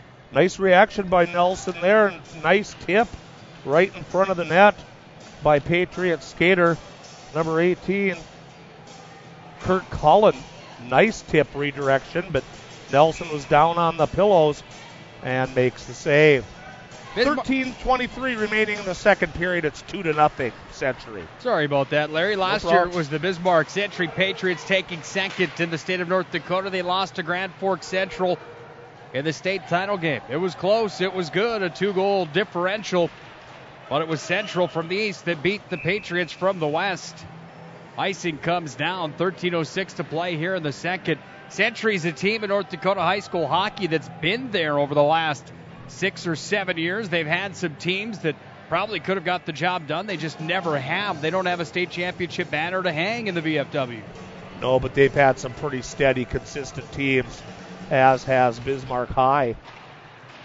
Both high school teams down here, very good year after year. We get our first look at the Demons next Tuesday night when we travel back to Bismarck. We won't be in the VFW. We'll be in the Walker Arena. Drive comes in off the Patriots' stick of Gavin Saylor. It hit traffic in front, and now Fillion up to center ice with it. Fillion's in over the stripe. Offensive zone it comes, but it's back in behind the Century net. They've got control again. It's Colton Schulte, and Schulte moves it up to the point. Aiden Morelli took it away, and here's Morelli. Sends in a knuckle puck. That one fluttered towards the goal on Schmidt's glove side, but it went wide. 12 minutes, 20 seconds to play in the second. The Magi down by 2. Deal intercepts. Sends it in. Matt Schmidt made the save, and he'll corral it and freeze it. Bad giveaway there by the Patriots, and Deal didn't get all the wood on that from the slot. And the goaltender, Schmidt, makes the save. Say Saylor, and I think I'm 80% correct on this, I hope, but Saylor's dad, Brett, was on the 1992 Minot High Championship team. And now his son playing for Bismarck Century. Small world. That's why we love you up here. Information like that is fantastic that is brought to light in these broadcasts. 5 minutes into the second with 12 to play. Minot High down by 2 as they dump it in.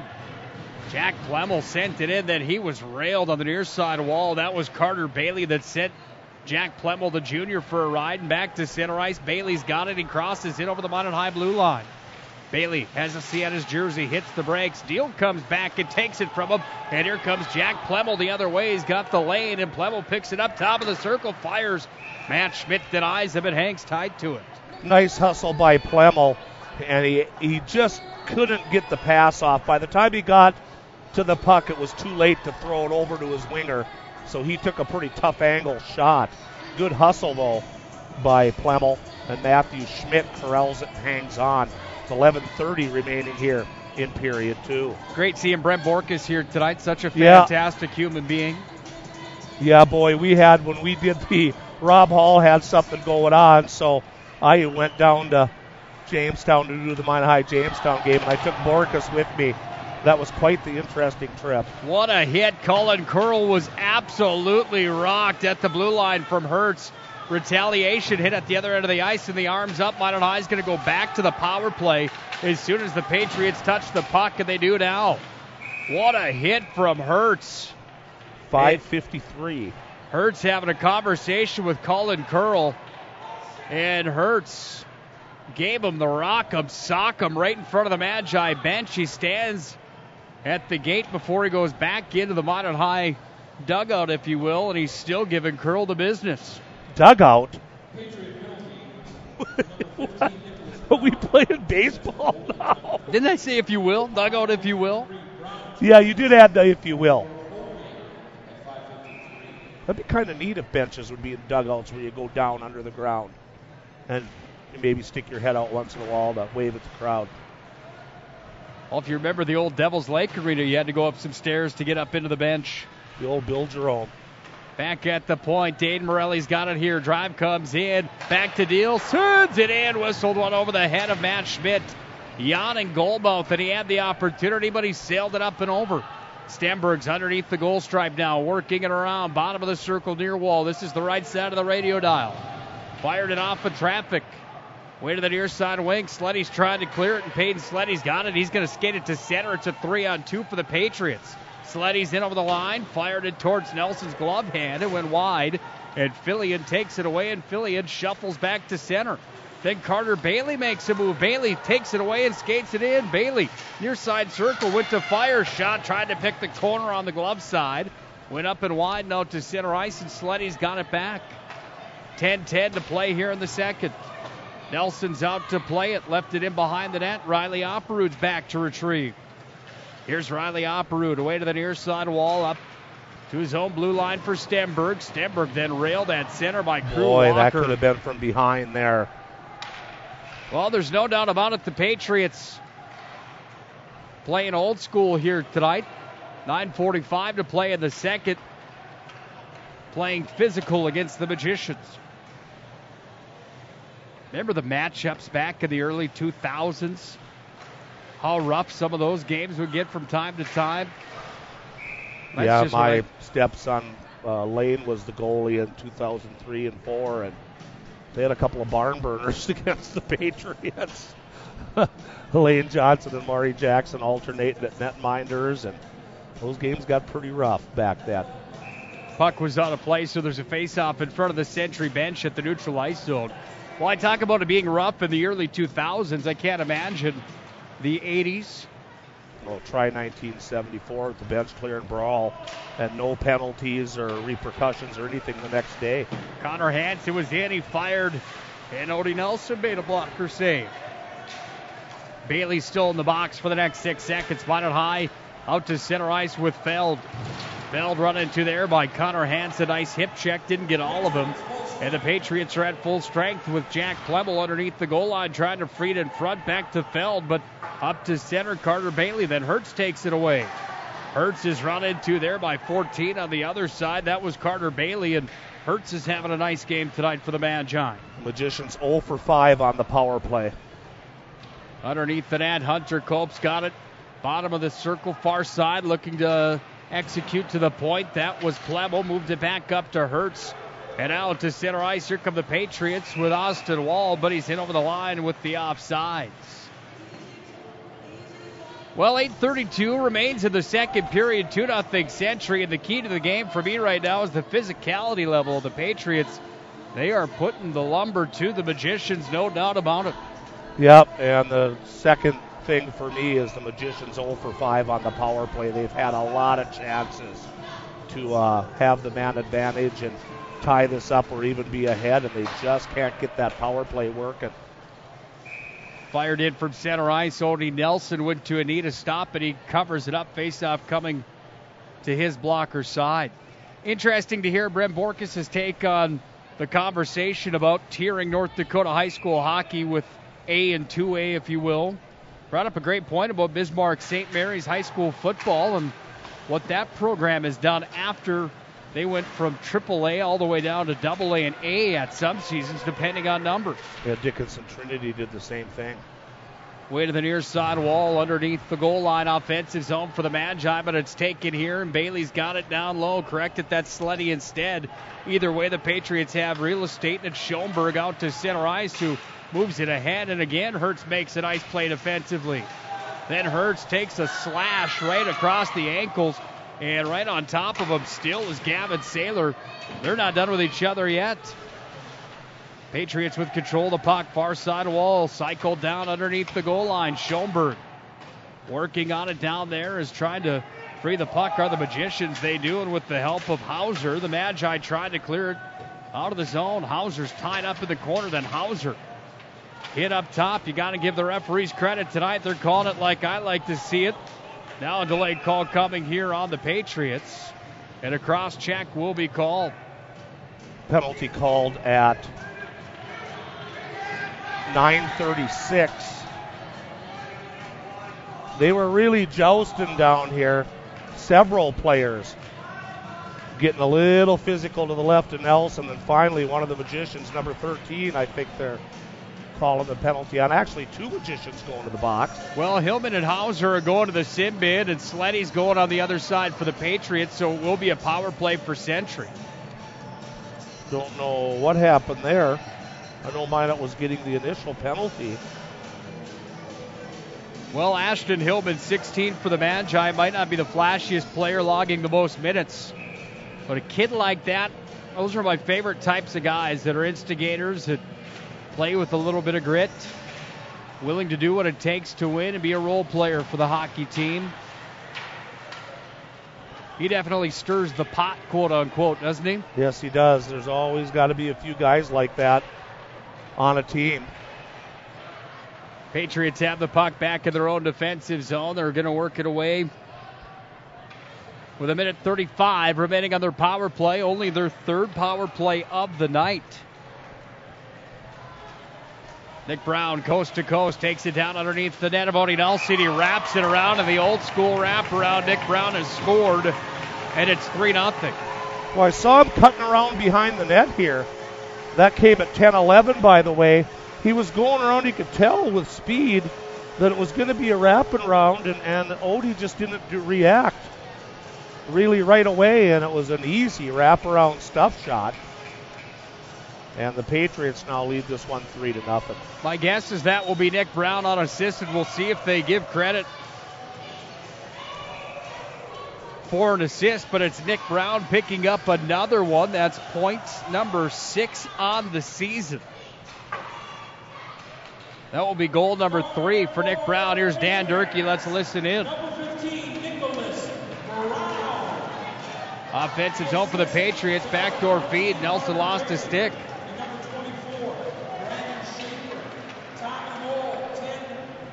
Saylor gets an assist on the play.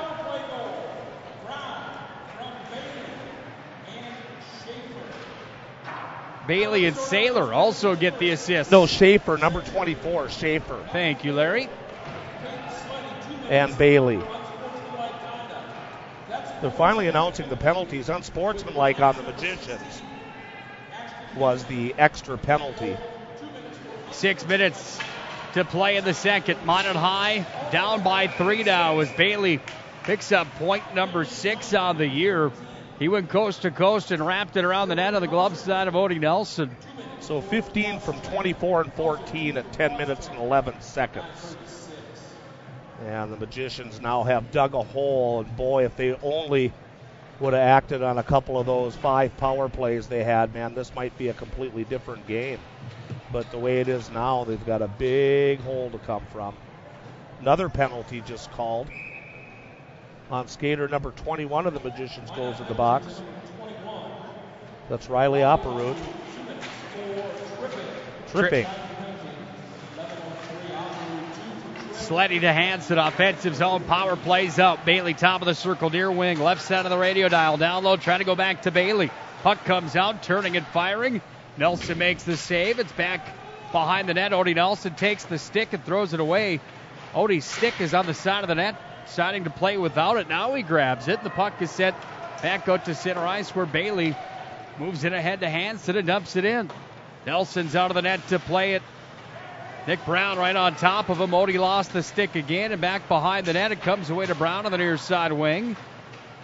Brown back away to Deal, and Deal takes it and throws it up out to center ice. Odie's got the stick back now as the puck comes back away to Sleddy, and Sleddy's in over the blue line. Sleddy takes it down low, bottom of the circle. Odd angle shot. That one denied by Nelson. A minute remains of power play time. Back up it comes to Hansen. Far side. Sleddy sends it in. Tipped on the way through. Sent in front of the cage. And that one went off of Hertz. Down to center ice. Short-handed. It's pushed ahead forward by Deal. And Sleddy's back in his own territory to pick it up. 45 on the power play for the Patriots. They lead 3-0 with 4:36 to play here in the second. Hard-hitting affair tonight from the VFW Sports Center in Bismarck. As the number 1 ranked team in the West Region, the Century Patriots laying most of the bodies here tonight. 25 on the power play as the puck pushed back up to the line, but it's held in by Century's Gavin Saylor. Centering feed came right in the slot for Wald. It's taken there by the Magicians, and it's fired up off the glass, and Thonfett clears the zone. 10 seconds remains on the call to Riley Opperud with 4 minutes and 2 seconds to play in the second.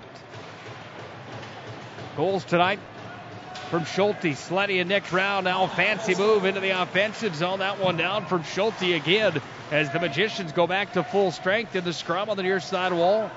Blocker side of Odie Nelson. Puck handled by Nick Brown. Shuffles it to the front of the net, but it's taken away by the Magi, and up it comes for Casey Feld, who sends it back all the way down. This will be an icing on the Magi with 3:36 to play in the second period. Well, the Magicians are being out-muscled now and outmanned in their own zone. And that physicality that you talked about by the Patriots is starting to take its toll, it looks like, on the Magicians. They're all of a sudden getting a little... just scrambling in their end a little bit, and you could see that right now the Magicians, they desperately need that period break. Well, Century's back at it tomorrow. They head to Dickinson to take on the Midgets. They get their first look at the team that took the 4th spot out of the West Region at the state tournament last year, Dickinson. Minot High gets Dickinson on Saturday on home ice at the Pepsi Rink, 5 o'clock game time, 4:40 Planet Pizza pregame show. You can hear it right here on ProStyleProduction.com and, of course, at 1390 KRRZ. All the way back at center ice, the puck rolls back into Minot High territory and out to play it is Odin Nelson, leaving it behind for Riley Opperud. Run and gun for the Magi, try to get it up to Plemmel. Then it's bounced ahead forward off of Morelli, then Deal. Hand passes the call at neutral ice. So with 2:51 to play here in the second stop of the play, Minot High down by 3. Yeah, that's hockey weekend now. It used to be called Hockey Day in Minot. Now it's hockey weekend. Starts Friday, goes Saturday, Sunday, where every youth team in Minot and every team plays at least one game on home ice. So we're very busy at the Mesa. So guess what? I can't help you on Saturday. Oh, come on. We're going to be way too busy. I don't think Bob Gillen's going to let me slide out of that one for a couple of hours. Sure appreciate the time you do put in at the Pepsi Rink. And, of course, on the radio, drive from the line came in, but it was blocked in front of the Minot High net. Patriots get it back again, trying to clear the zone of the Magi. Hunter Cope trying to clear it. Can't. Back in with it. Here's the drive. Odie Nelson makes the stop. Nice attempt there from the Patriots. Number 8, that's Samarzik, but he was denied by Odin Nelson. Well, Odie Nelson here in his senior campaign comes into tonight's game with a 78% save percentage. He saw 14 shots in the opener. He stopped 11 of them against Mandan. All 3 goals came in the second period. Last year, Odie finished his campaign as a junior playing 18 of the games, the majority of them for the Magi. Sitting on an 87.8 save percentage and a 3.13 goals against average. Finishing his campaign at 8-10-1. 2:15 to play here in the second. He's trying to stop the rest of them tonight as the Patriots break in again towards him. Samarzik tried to move it in front. Backhand a drive, and Odie comes up with a glove save and hangs tight to it. Nice save from the senior Yes, goalkeeper. Very nice save. 2-on-1 breakaway. Great pass. Nice feather pass across the slot by Samaric.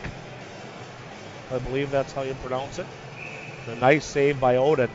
The face-off will be to his left with 2 minutes and 4 seconds remaining in period number 2. Century Patriots with a 3-0 lead over the Magicians. On the near side wall, Hunter Cope back in his own defensive territory, pushed it over to Riley Opperud, and Opperud goes out to center where Tyler Stenberg got it. Then he was met by Hansen, and Hansen railed him. Back into the offensive zone, walking across the slot. Now a drive coming in. That one sent down from Schulte. He's got a goal in the game tonight. Schulte's behind the goal line. Hunter Cope trying to clear it. Comes back away to Stenberg. Now to center ice. Here's Feld in over the blue line. Feld tries to make a move. Then he's hip checked. Oh, how do you like that play from Carter Bailey? How can that be a penalty? Interference is the call on Carter Bailey. Oh, you got to be kidding me. The puck was right there when that started. That was the greatest hip check that I've seen in years, and he's going to get a penalty for it. Carter Bailey, the D-man for Bismarck Century, laid the hip check go perfectly. Oh, my. Feld went up and over top of him. The feet went straight up in the air. That was awesome. That was awesome. I don't know if it was worth a 2-minute penalty, though, but... You don't see many hits like that anymore. No, and I thought it was perfectly legal.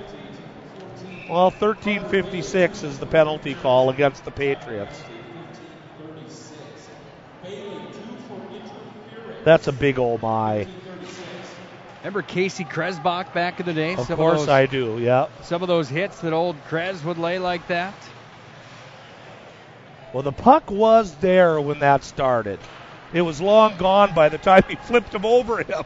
And I don't know why that would be interference, but I guess that's why I'm up here and they're down there. Here's Dan Durkee's 1-minute call. Durkee missed it. Back behind the net regardless. We're under a minute. Over there. He's not so wily as he thought he was. All the way down it comes. Odie Nelson's behind his own net to play it. Odie waiting to get rid of the puck. Now he just shoots it back over to Riley Opperud. Opperud went to Fillion, and Fillion starts to rush back to center. Here's Fillion across Stenberg, top of the circle, sends it in. Schmidt made the save, an easy one. All the way back out to center ice it comes, and Opperud moved it ahead forward to Aiden Morelli. Morelli made a move, and then at the blue line he was stood up. Morelli gloves it down to the clear attempt as it comes back out to center. Carter Bailey still in the box for the next 57 seconds. Into the offensive zone. Here comes Feld for the Magi. Top of the circle. Blocker side of Schmidt. Morelli back up to the point. Here's Opera. Tees it up. That one went just wide. 6 seconds. Cut him down, kids. We're at 5, 4, 3. Morelli from the line of drive. Schmidt the save. Here comes the horn, and at the end of the period, Minot High trails by 3. 3-0 Century at the end of 2. Cross-checking called behind the net. That'll be at the 20-minute mark. 17, excuse me, and I believe that is on the Patriots again as the Magician got cross-checked behind the net on the buzzer. We'll check and make sure, though, either that or it's on Stenberg. 3-0 at the end of 2. Larry will tell us how we got to this point where Century leads on their home ice. And then we'll look around the state as well. And hopefully Mr. McFall's got a good Bismarck Century story for us. This is Minot High Magicians Hockey Intermission Report, brought to you by First International Bank and Trust is next.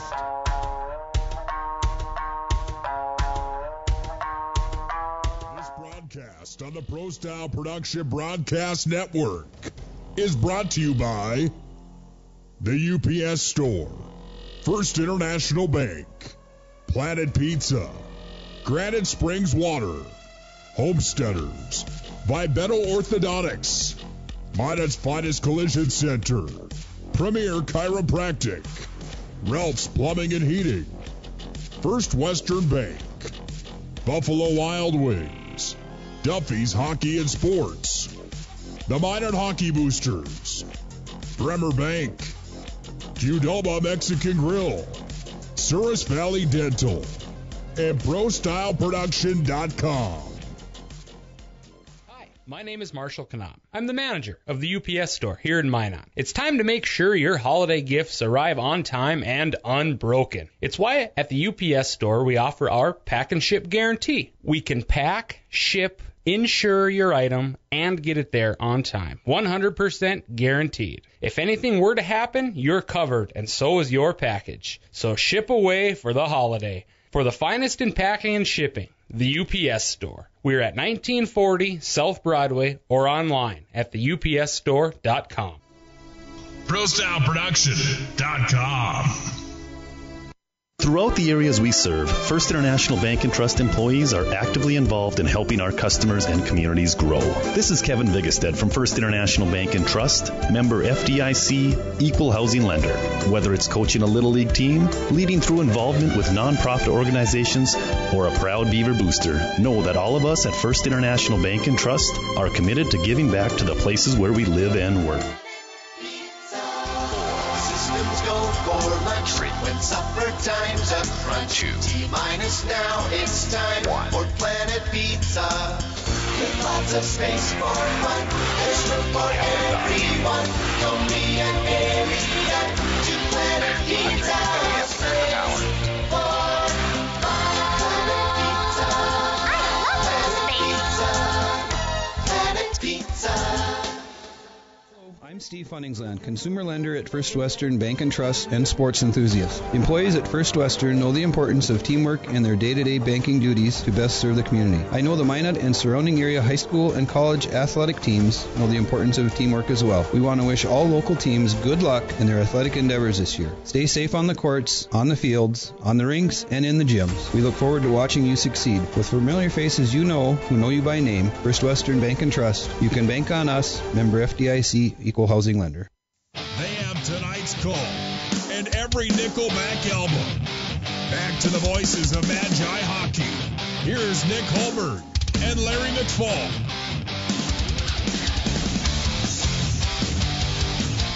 Animals is right. Tonight it's the Century Patriots that are proving that on their home ice. They were preseason ranked number 1 out of the West region, and they are definitely showing their power here in tonight's West Region affair. They lead 3-0 at the end of 2 periods played. Nick Hulberg alongside of Larry McFall at the VFW Sports Center for our First International Bank and Trust intermission report. Larry, your big takeaway from the hockey game so far before you give us the stats after 2 frames.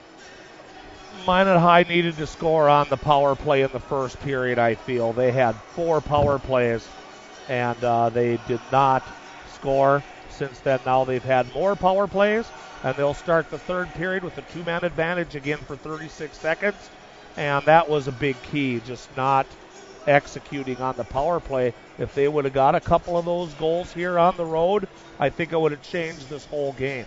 Then, as you said, the Patriots got physical in the second period, started knocking bodies around.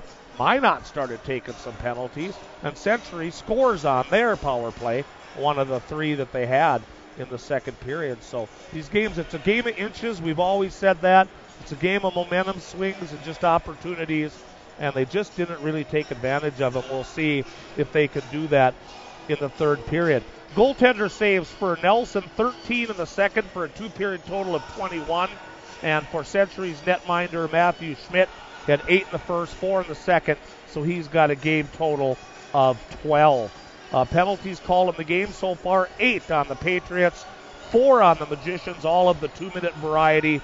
And as Nick said, it's 3-0 Century, getting goals at 5:39 and 16:58 to the first period, and then tallying at the 10:11 mark of period number 2, puts them in the driver's seat going into the third.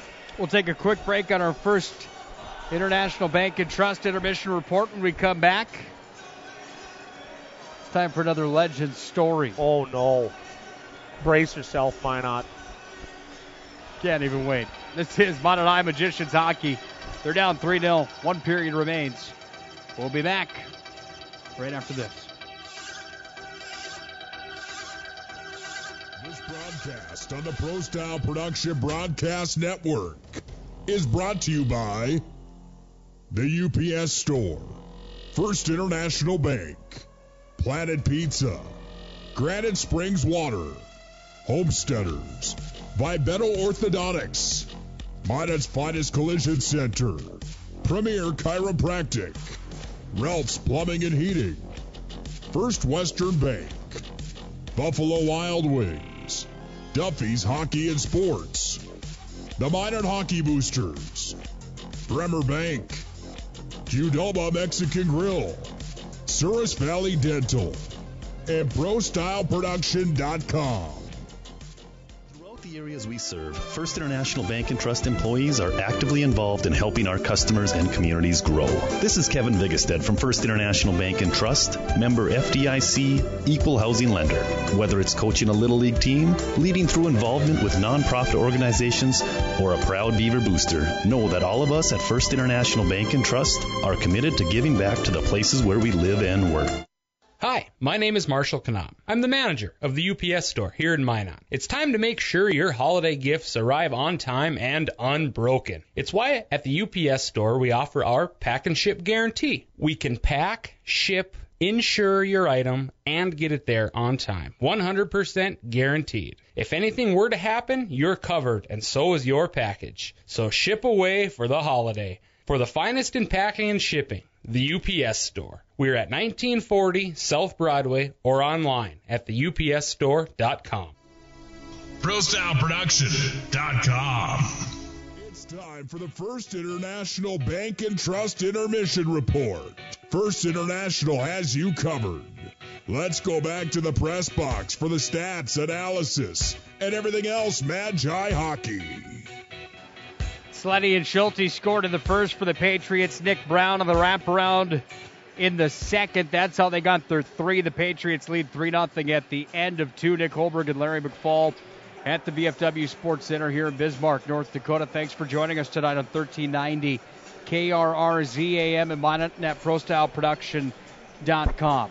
Interesting talking about the physicality in tonight's game, and I touched a little bit on early 2000s, late 90s, how some of those games were pretty aggressive, and there was some, scuffles at the end of games. I remember Hazen Beulah and Minot had a few times where Hazen was real good back then, by the way. Anyone that's new to listening to Magi hockey, Hazen actually played for a West Region Championship in 2002. They made the state high school hockey tournament, but when you talk about that physicality, any stories come to mind of Minot High hockey at its finest through your 44 years where physicality may be an understatement of exactly?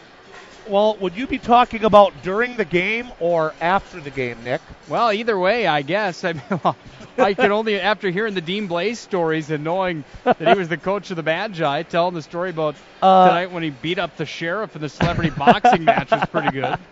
A lot of the people don't believe this story, but I swear it's completely true, and it shows how rough hockey was back then. It was 3 years before the Slapshot movie, and all you hockey fans know how that movie went.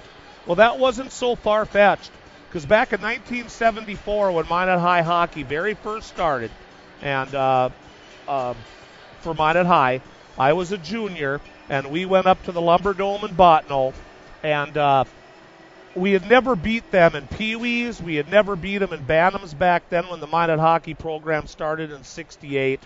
And we finally played a fairly good game against them in the junior year up there. And it was a battle, and they beat us in which we thought was a close game against Bottineau. We only lost it 4-2. And Bottineau at that time was a powerhouse team in the early 70s. They had some good players, Lonnie Moe, Kevin Herbal, the Klingbeil brothers, Kim Herbal, Kevin Herbal, Kurt Getzloff in the net, Mark Omsbaugh was the backup. I mean, they had a good hockey team. And in the handshake line at the end of the game, one of our seniors, Stan Fletcher, went to shake hands with one of the Bottineau players, and Stan got sucker punched in the ribcage. And so it was on. We had a brawl on the ice at the hand. The refs were already gone. We're brawling on the ice, gloves everywhere, sticks everywhere. About only 5 parents came up there with us against the whole town. And we were all out on the ice, the coaches, Jerry Surabatno and Pete McKenzie from Minot. The coaches were fighting. The student managers were fighting. Brian Peterson, a teammate of mine, was smart. He was just skating away, flipping gloves up over the boards. But we had policemen on the ice holding us, telling us to stop fighting while we're getting punched by kids. It was just unreal. Were you just working a guy over or what? I see a young Larry McFall just working somebody over in the corner. No, I was a goalie. We don't fight, so I'm just kind of hanging out by the old exit gate. and one of the Botno players dumped two of our freshmen into the net. So now the net is over two of our freshmen. Remember that south end of Botno where you go off by the glass. So I go over there to get the net off of them, and our starting goalie, Gary Fletcher, grabs me, yells at me to stop fighting, and just kind of flings me, which completely catches me for a loop. I didn't expect my own goalie to be tossing me into the boards. So in Botno back then, chicken wire behind the nets and no glass on the sides, just no glass. I mean, if you lifted the puck up 4 feet, it would go in the crowd. So I hit the boards, I start getting up, and the cowbell ladies, we used to call them in Botno, that used to ring cowbells every time Botno scored. The cowbell ladies probably were in their 70s, 80s at that time. As I'm getting up, she took her purse and she swung it as hard as she could, and she nailed me right in the noggin on the top of my head and dropped me again. I didn't even know what hit me. And all I could hear is, "You Minot guys are terrible. You shouldn't be up here. Yeah, you guys just go home, get out of here, you guys, blah, blah, blah." They're just ripping us. So I get up staggered, and you think I'm going to skate away from that, Nick? Yes or no? Absolutely not. Absolutely not. So I take my goalie stick, and I reach over and I get her purse strap, and I yank her purse away from her, and I dump all of it out on the ice, and the stuff is freezing everywhere. I mean, I didn't imagine how much stuff in a purse could actually freeze down on the ice. It was Pete McKenzie and Jerry Sir were throwing haymakers. They're the coaches. So we finally get off the ice, and the cops get us upstairs, and they tell our coaching staff, Bob Jott, our assistant coach, that they're going to follow us out of town.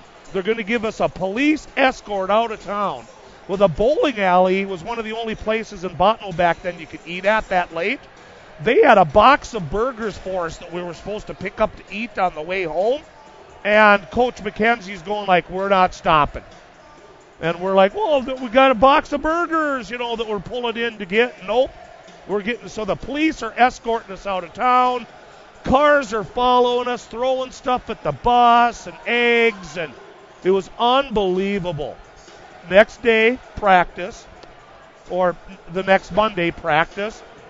No suspensions, no penalties, no coaches got written up, no nothing. It was just like, play on. Little disagreement up in Botno on Saturday night, now practice, Can you imagine nowadays if something like that would happen? There'd be suspensions, there'd be kids out, I'd probably be in jail for assaulting a 80-year-old woman, even though she assaulted me with that purse, and I just happened to accidentally dump all her stuff out on the ice. So that was an exciting Minot High School first-year moment. Fantastic story. and the great thing is it's true. But everybody I tell it to, no, that didn't happen. Oh, yeah, it did. Ask any of my other teammates, they'll tell you. We're starting the third period. Minot High on the power play. It's a 5-on-3 for 26 seconds. They have the puck in the zone as it's taken away back to the point. Riley Oprud has it. Thinks about unloading it. Back over to Stenberg. Top of the circle at the point. Oprud to Morelli. Down low it comes. This one off of the stick of Fillion. He's got it here on the near side wing, and Fillion working on it down low. He's got Bailey on top of him. Stenberg's out with it, and Stenberg goes back to Fillion. Bottom of the circle to the point. Morelli across. Sends it back over. One man down now where the Patriots is out of the box was Bailey. It's fired ahead, forward, and down it comes. Odie Nelson's out of the net to play it. Odie struggled with the puck down low in the corner, and back in front of the Minot High net it came. Now it comes out to center ice as Stenberg brings it in. 4-on-3 the other way for the Magi. Stenberg sends it in. Pad save, Matt Schmidt. Stenberg's got it. Bottom of the circle, far side boards. Fired ahead forward. Sleddy's going to clear the zone out to center, and we're at 15:53 to play here in the third. And 50 seconds remains of the Magi power play as Fillion drops it back to Plemmel. Fires on. You heard the goalpost go clank. Back at the point, Morelli down low, away from Fillion. At the point, Oprud trying to get a handle on it, couldn't. Look out, here come the Patriots. They're in 2-on-1, shorthanded. Back in front of the Minot High net it comes, or below the Minot High net, I should say, as it's tied up from Schulte. Delayed call coming now, and underneath the goal line, a stop in the play. A holding will be called, and who's this on? Looks like Morelli possibly. It's going to be on the Magicians at the 1:39 mark here of period number 3. Aid Morelli to the box. Waiting for the very slow, dramatic referee signal. Hold was the call. Holding. So the face-off will be on Odie Nelson's blocker side. 15:21 to play in the third. Minot High's down 3-0. 22 seconds remains on the call to the Patriots. 2 minutes now on the Morelli call, so we'll skate 4-on-4 for the next 22 seconds.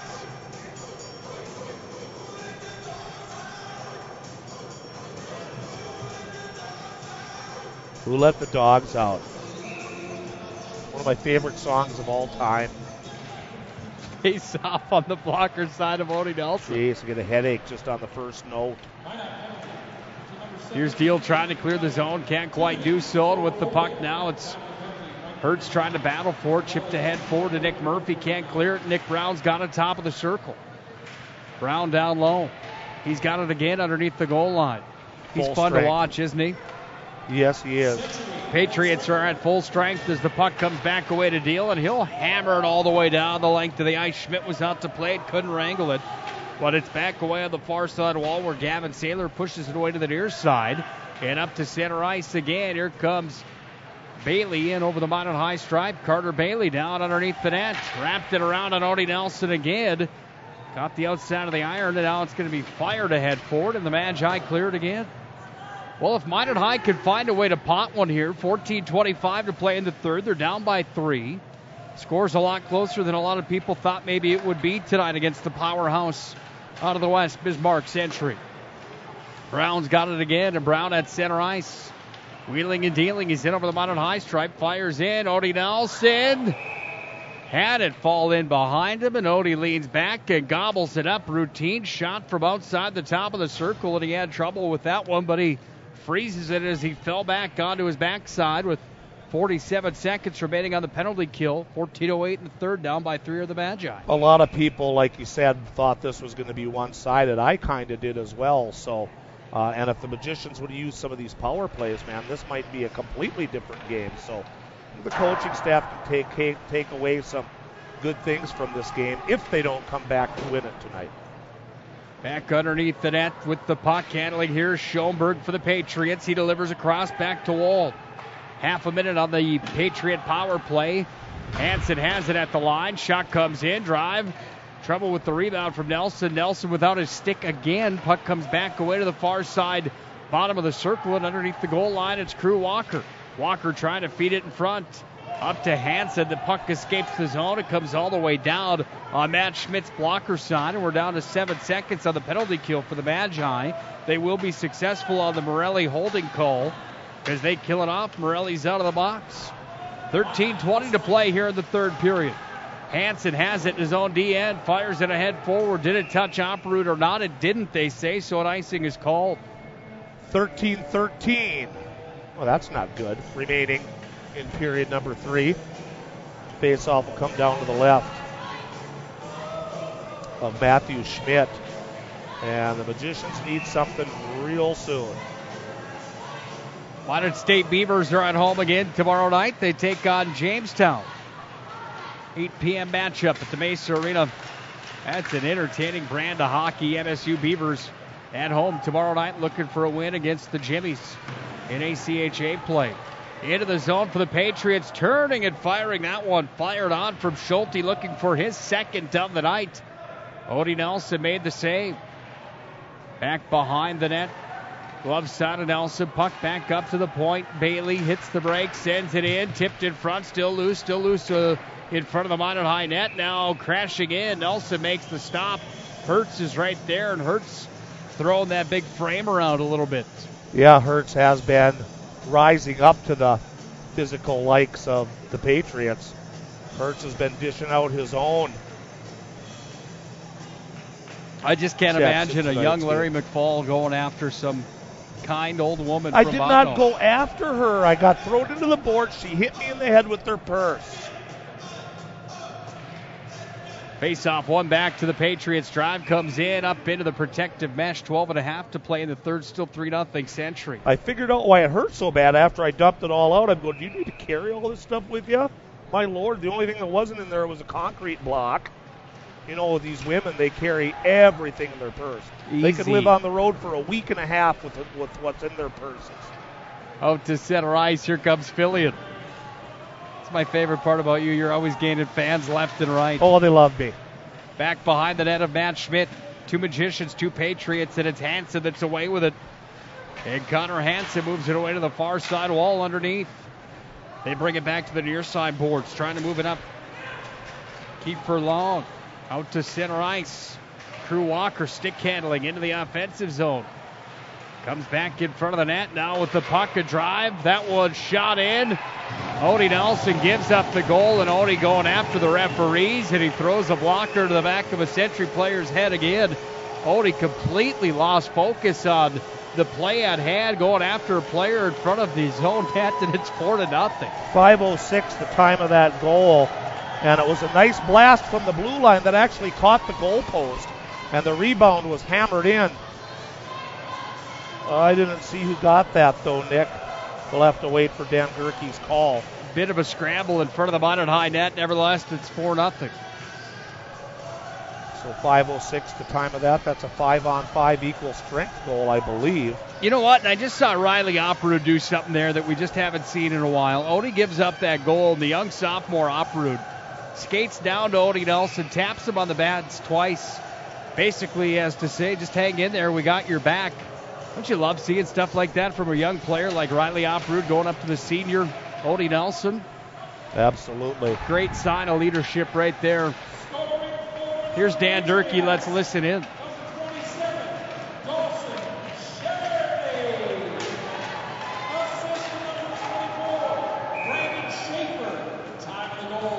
Another assist for Schaefer, his second of the night. Dawson Shirley with the goal at 5:06, and now pretty big trench the Magicians have dug for themselves. Nick Brown back to the box under 2 minutes slashing. That goal, the play that happened, there was a shot from the point, a bit of a scrum in front of the net. The goalpost went clank, and it just seemed like Odie Nelson decided to go after the player in front of him in the blue paint. Rebound came out. Man, they just tucked it home. Century in the box again. Ninth power play for the Magicians. On the near side wall, here's Jack Plemmel walking out, turning and firing. That one hits Stenberg right in the belly, and the puck is fired out and all the way down on the glove side of Odie Nelson, where he's out of the net to play it. Leaves it back for Opperud. Opperud starts the rush for the Magi. Here's the young sophomore up over his own blue line. Now the red turned away to the far wall. In front of the Century bench, Fillion makes a move, then lost a handle on the puck, and with it is Schulte. He moves it back out to center. Opperud needs to turn on the Jets because Schulte's right on top of him. Riley Opperud makes a nice play to move it away to Aiden Morelli, and Morelli's got it back over his own blue line and up to the offensive zone. It came down behind the net of Matt Schmidt, but the Patriots had it, and they move it all the way out. Nelson's out of the net to play it. Odie throws his helmet off at the bottom of the circle with the blocker. He's calling for a call on the Patriots. You know, and I was worried about this, and we talked about it last year. He just got, there's another penalty. They are calling it. Number 26 is going to the box. Last year, the Century just rattled him. They got into the blue, and they just rattled him, and now tonight they've definitely gotten into his knickers again here. He's just got to ignore these guys because he did get the penalty. The penalty goes to Saylor. 2 minutes, I believe, for interference. Goaltender interference must be the call. Goaltender interference is the call. 10:39 to play here in the third period. 4-0 Minot High. 6:21 the penalty time on that penalty by the Patriots. Patriots up by 4. It's just a level of focus that is demanded by that player in the pillows. So much so. And I've just seen it, I mean, with 3 years of him being the starting tender for Minot High School, you just see where it starts to unravel at times, and that's when the focus level is lost, and that's when a guy like me up in the booth that is seen this before where you start to almost hit the panic button. Look, it's 4-0 right now. Would have been 3-0 if we wouldn't have got rattled just a few moments ago. It would have been a 3-0 hockey game. Let's just hang in there and keep playing well. Yeah, and we're by no means trying to cut anybody down. We just call these games the way we see them. And he's losing focus. He's going after players. He's going after referees. And Odie is an outstanding goaltender when he keeps his head. So he's just got to put that helmet back on here now with 10:39 remaining. His team's got a 5-on-3 power play again. Let's see if they can get anything accomplished. By the way, for any of you Mesa Arena employees that are listening, sometimes our guys will listen back home. Brandon McFall is wreaking revenge on what we have to do every night in Minot. He's purposely tossing popcorn down to his feet next to us here. So, he actually really isn't, but I looked over there and I saw a pile of popcorn by his feet, and I'm going, finally, when we go on the road, we can get our sweet revenge from the normal cleanup that we're used to on a nightly basis. Faceoff is on Matt Schmidt's blocker side. The Magicians call the timeout. 10:39 to play in the third. They're down 4-0. They've got a 5-on-3 power play for the next minute. The puck is fired up off the glass by Hansen, and it rolls all the way in on Odie Nelson. Goes down to play it, and Odie drops it aside here to Riley Opperud. Ken the Magi put one past Matt Schmidt. They're going to try with the power play as Stenberg's in over the blue line. Stenberg, top of the circle, glove side, hits the brakes, works it back to the point. Opperud has it across to Morelli, top of the circle, down low it comes. Back to Jack Plemmel. Now again Morelli at the line. Morelli works it across over to Opperud, and Opperud dishes back to Morelli. The left-handed shot. He's down low. Again to Plemmel. Underneath the goal line, Plemmel works it back away to the near wing. Morelli's at the point across. Opperud has it. He sends one in and a waffle board save. 17 seconds on the 5-on-3. Morelli back away to Plemmel. Plemmel has Stenberg backdoor loose in front of the net. Off the save for Matt Schmidt. It's fired the length of the ice to the Patriot fans. Like the kill tonight from Century. They kill off one of them. Now it's a 5-on-4 for the next 55 seconds as Stenberg's in over the line. Stenberg down low, bottom of the circle, trying to wrap it around from behind the net. Looking for the outlet. It's taken away by the Patriots, and Cullen Curl's in. Short-handed, 3-on-2 for Curl. He's got Nick Brown with the Curl behind the net. Takes it down to the blocker side, tried to push it in front of the cage, and the Magi bring it back the other way, and with it is Jack Plemmel, top of the circle. Plemmel in, fired. You heard the CCM blocker make the stop on Plemmel as the puck comes back the other way, and here come the Patriots. Man, they're fun to watch. Sleddy's back in his own territory. Had to wait to touch up onside as Nick Brown had too much steam ahead of him. Sleddy's in, fires, pad save, Nelson. 10 seconds to play on the power play. 8:48 to play in the contest. That's regulation. Brown's got it back. Fires another pad save. Kicking out the pillows as Nelson makes another one. And the net is off its moorings, and we've got to stop in the play as Century goes back to full strength with 8:39 to play in a 4-0 third period. Patriots looking for more. Yeah, they are. They're definitely putting the pressure on now. The teams are finally back to 5-on-5 as this faceoff will come to the right of Nelson. 8:39 remaining in period number 3. I guess it'll come outside the zone. 44 years with Minot High hockey for you. You were part of the first ever Magicians varsity level team. You ever thought about writing a book about some of those stories, like the time you beat up the old woman in Botno? Oh, see, that's how stuff just gets completely just mishandled during the years. Offensive zone. It's taken here by Shirley back behind the net. Works it back to the far side point. Hansen has it. Offsides is the call on the Patriots. Well, I honestly want to start, and this is no joke, I want to start a Minot History Museum like the Railroad Museum has, or rent a spot downtown somewhere, get memorabilia from all the different teams and sport teams through the years, and have some stuff written up about, you know, the sports and how they evolved and how they started. And I'm really, once in 5 years when I hit 65, I'd really like to tackle that project, get a sports museum for Minot going. I think that would be an outstanding thing to do. Fantastic idea. Drive comes in. Nelson makes another pad save back at the point. Handling, turning and firing. Sleddy knocked down in front of the Magi net, and it's Hertz that moves it ahead forward up to center ice for Hillman, who let it go into the offensive zone where it's going to be taken down by the Magi's Feld. Far side corner, third line out for the Magicians. They bring a little jam to the lineup in this hard-hitting affair tonight in the West Region. 7:37 to play in this third. Minot High is down by 4. As back at center ice, the game's most recent goal getter, Dawson Shirley, moves it ahead. It's all the way down, however, and that's an icing. Well, there's just so many things that happen through the years. And the Pioneer years, even though I lived it, there's just so many things people don't know, like up 16th Street, right where Marketplace Foods is now, the red and white water towers out there. That body of water you get to right before that intersection of 21st and 16th. Minot High, we practiced on that 2 nights in a row back in February in the winter of 74 because the ice at Corbett Field had melted. And there was plenty of ice on the pond, and so we practiced on the pond there by the North Marketplace, and people would not even believe that. Unreal. Patriots have the puck back in their own territory. Underneath the net, Stenberg's down low, the left-hander. Lost an edge. He went to his knees, and now Fillion forechecking hard for the Magi. Fillion's got it behind the cage. Fillion walks out.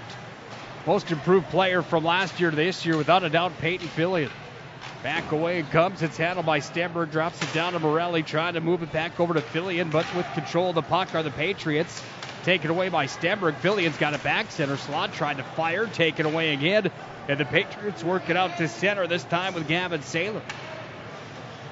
Nice job from Riley Opperud. He put up the brick wall at his own blue line.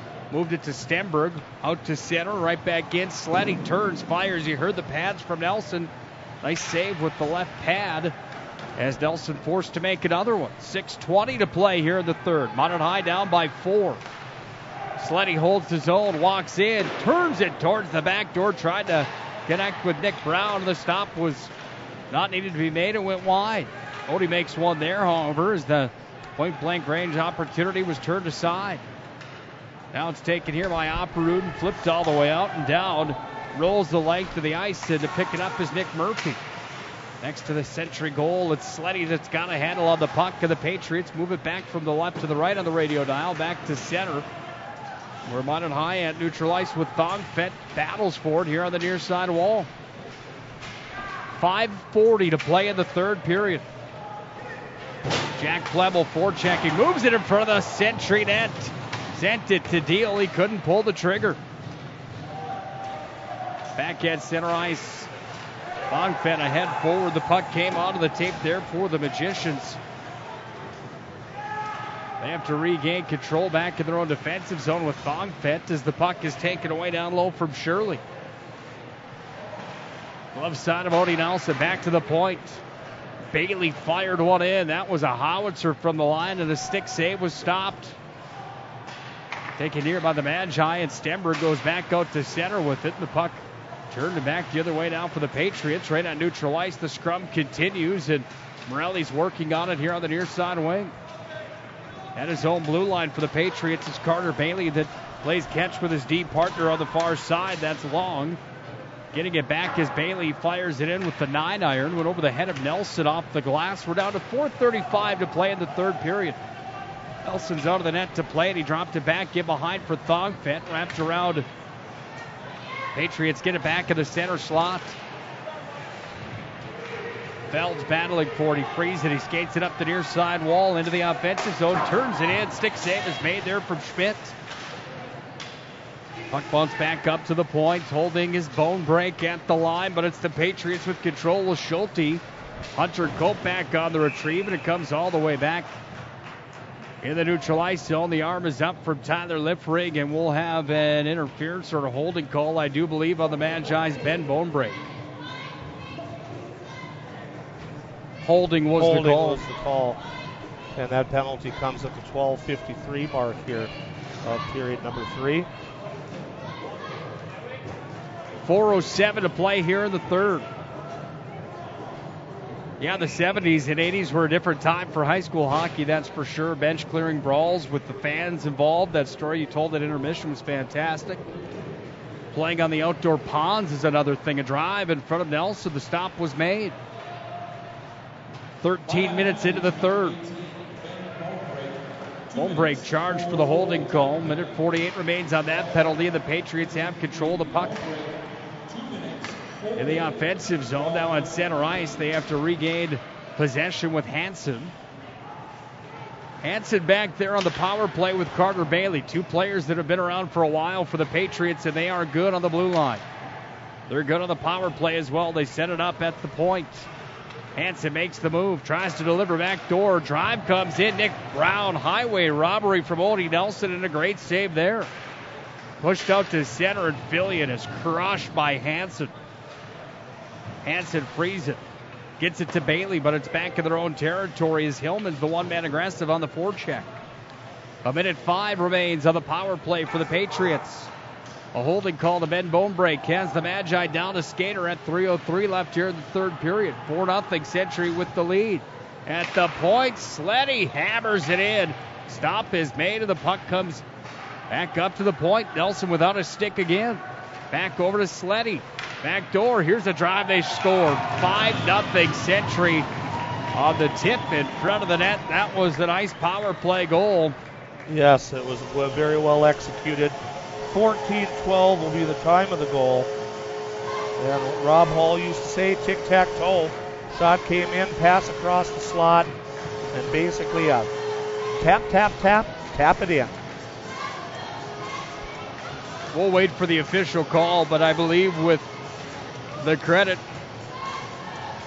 I believe it's going to be Sleddy. I guarantee you who scored it was Austin Wald, number 28 on the back doorstep. We'll see if the assist goes to number 4, Sleddy, or not.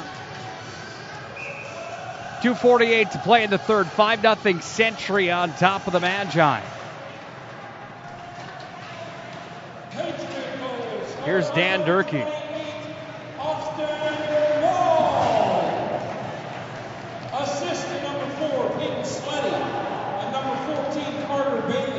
Bailey also gets credit on the goal. Puck handled here by Hertz. He'll just fire this one all the way down. There's an icing. 2:23 to play here in the third period. Fans starting to leave the VFW Sports Center now. Confident that their Patriot squad's got this one in the bag at 5-0, obviously, with 2:23 remaining. Face off of the glove side of Odin Nelson. It's one back to Hertz and sent around to the far side wing. Out to center ice. It's taken here by Deal. He bumps it ahead forward to Plemmel. It rolls all the way down and back behind the Century net. Pro Style Production, DJ Services postgame show comes up next. We'll have Armada's finest collision center stars of the game. Going to be hard to find one for the Magi tonight when you've got a couple Century guys with multiple point nights tonight. And it's been all Century on the score sheet this evening. Nelson to a knee to play at minute 30 to play in the contest. Fires it ahead forward all the way up to Stenberg at the line. Stenberg sends it in and the stick save is made. One kid that would definitely be in the conversation for me, however, would be Hertz. For the Magi, he's done a nice job of the back end tonight, matching some of the physicality that Century has outmatched Minot High with here tonight. Minute 20 remains in the contest. 5-0 Century. Riley Oproot high off the glass, works it away to that near side wing and sends it all the way down. And on the retrieve, this is Carter Bailey back at his own end. Bumps it to his partner Hansen on the far side. Hansen back to Bailey. There's Dan Durkee with the 1-minute call. Out to center ice for the Magicians. They move it ahead forward again. This is Hauser into the offensive zone, and down it comes. We'll have the full recap for you. Don't forget, Saturday afternoon, Dickinson comes to town for their first matchup with the Magi. Those two teams predicted to be equal at the third position in the coaches' poll at the start of the year. Dickinson's undefeated on the year at 3-0. Minot High is going to fall to 1-2 in the 2018-19 campaign. 20 seconds remains, however, till they get to that point as the puck is handled back at the point. Sleddy, slap shot, tipped in front. Knocked down, comes all the way back up to the line. 13 seconds. Now we're at 10. Count them down, kids. This is going to do it tonight from the West Region Affair here in Bismarck. 6-5-4. Patriots behind the Magi net with the puck. One more opportunity, and it rolls all the way down. That's how it ends tonight. It's all Century. On their home ice from the VFW Sports Center, they remain undefeated on the season. Larry and I will have the Pro Style Productions postgame show in just a moment. Minot High falls tonight 5-0. We'll tell you how it happened when we return. This is Magi Hockey. This broadcast on the Pro Style Production Broadcast Network is brought to you by the UPS Store, First International Bank, Planet Pizza, Granite Springs Water, Homesteaders, Vibeto Orthodontics, Minot's Finest Collision Center, Premier Chiropractic, Ralph's Plumbing and Heating, First Western Bank, Buffalo Wild Wings, Duffy's Hockey and Sports, the Minot Hockey Boosters, Bremer Bank, Qdoba Mexican Grill, Souris Valley Dental, and ProStyleProduction.com. Throughout the areas we serve, First International Bank and Trust employees are actively involved in helping our customers and communities grow. This is Kevin Vigestad from First International Bank and Trust, member FDIC, equal housing lender. Whether it's coaching a Little League team, leading through involvement with nonprofit organizations, or a proud Beaver booster, know that all of us at First International Bank and Trust are committed to giving back to the places where we live and work. My name is Marshall Knop. I'm the manager of the UPS store here in Minot. It's time to make sure your holiday gifts arrive on time and unbroken. It's why at the UPS store we offer our pack and ship guarantee. We can pack, ship, insure your item, and get it there on time. 100% guaranteed. If anything were to happen, you're covered, and so is your package. So ship away for the holiday. For the finest in packing and shipping, the UPS store. We're at 1940 South Broadway or online at theupsstore.com. ProStyleProduction.com. It's time for the Pro Style Production DJ Services postgame show. Make your event Pro Style with the Pro Style Production DJ Services team. Visit ProStyleProduction.com and make your event Pro Style. Now, the Pro Style Production post-game show. Here's Nick Hulberg and Larry McFall. Final tonight from the VFW Sports Center's 5-0 Bismarck Century, and the Patriots made it happen tonight. The power play that we were so amped up about for the Magicians just didn't show up to the contest here tonight. Nick Hulberg and Larry McFall to wrap this one up on ProStyleProduction.com and at 1390 KRRZ. Larry, your thoughts on the hockey game tonight? Minot High came down for a dogfight. They got just what they knew they were in for, and they ended up on the losing side of a 5-0 hockey game. Your takeaways here tonight?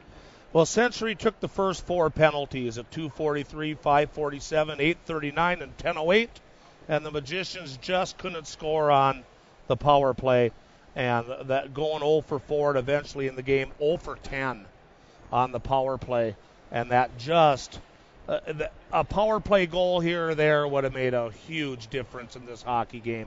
Goaltender saves in the third period, 13 for Nelson for a game total of 34 on 39 shots, and Bismarck Century's Matthew Schmidt, 8 in the first, 4 in the second, 6 in the third for a game total of 18. So the final shots on goal were 39 to 18. You just got to score on the special teams, and Minot High just didn't do it tonight. And then Century finally successfully rattled Nelson a little bit, I think, and that turned it a little bit there in the second period as well. But I think the Magicians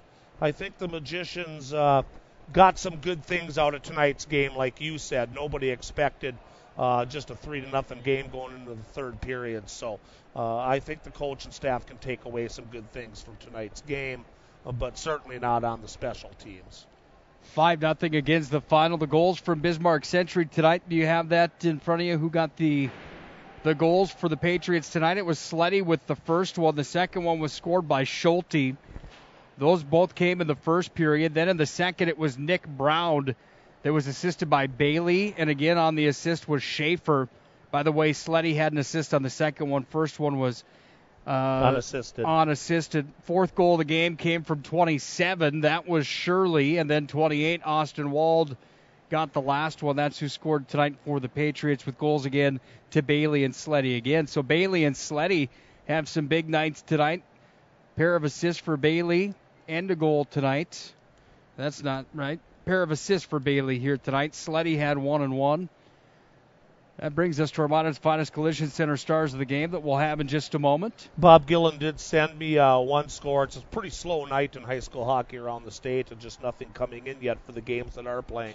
But Bismarck High was leading Jamestown 8-3 in the middle of the third period and out shooting the Blue Jays 53-19 at that stage here in the third period. So, it's one of those games where you need to realize that the main thing of the night, in my opinion, is the power play. Just didn't click when they could have really had a stranglehold when Century took the first 4 penalties. So the Magicians definitely will have to work on special teams a shade. They go right into Dickinson's game on Saturday. It's time for the Minot's Finest Collision Center stars of the game. Minot's Finest Collision Center. We are Minot's Finest. Time for our 3 stars of the game tonight. Not a whole ton to talk about if you're a Magi fan here tonight. As far as 3 stars of the game, I certainly think that Hertz could be in that conversation tonight. At times tonight, there's no doubt Odie Nelson made some saves that were big-time saves. But, again, tonight, our 3 stars, we're going to give credit where credit's due tonight. And, Larry, in your mind, who do you have for your 3 tonight? Any given order, or just 3 of them would work just fine for me with the Minot's Finest Collision Center stars of the game? Well, I think the number 1 star is Peyton Sleddy. He was all over the place. He played a great game on defense, and he ended up with 1 goal and 1 assist, but he got basically the game-winning goal unassisted at the start of the game, and he was pretty physical. He was one of those players that was really knocking bodies around quite a bit. And my second star would probably go to skater number 24. That's Brandon Schaefer. He came up with 2 assists in the game, and there was a couple of guys that had 2 assists, but he also, Schaefer, seemed to be there all the time. Wherever the puck was, he was there. I think those 2 guys played a pretty good game. And the third star, we're going to go with number 14, who had 2 assists in the game, and they came at key times as well, and that's another senior, Carter Bailey, that we will give the third star to. And the honorable mention for the Magicians, we're looking at Tatum Hertz on defense, number 8 senior. He was knocking bodies around all night long. I wish I would have remembered what Century player made the body check, the best hip check that I've seen. I think that was number 15. Was it Nick Nicholas Brown? It was Carter Bailey, 14. Carter Bailey. That was the greatest hip check I've ever seen, right in the slot in open ice. The puck was laying there. It had just been shot away right when he was making contact, and he got a penalty for interference. But, that's the way it goes. But if I'd see him right now in the hallway, I'd say, dude, nice hit. It was. Best hip check I ever saw. Sure appreciate your time here tonight, Larry. We won't see you on Saturday up in the booth, but we'll see you at the rink.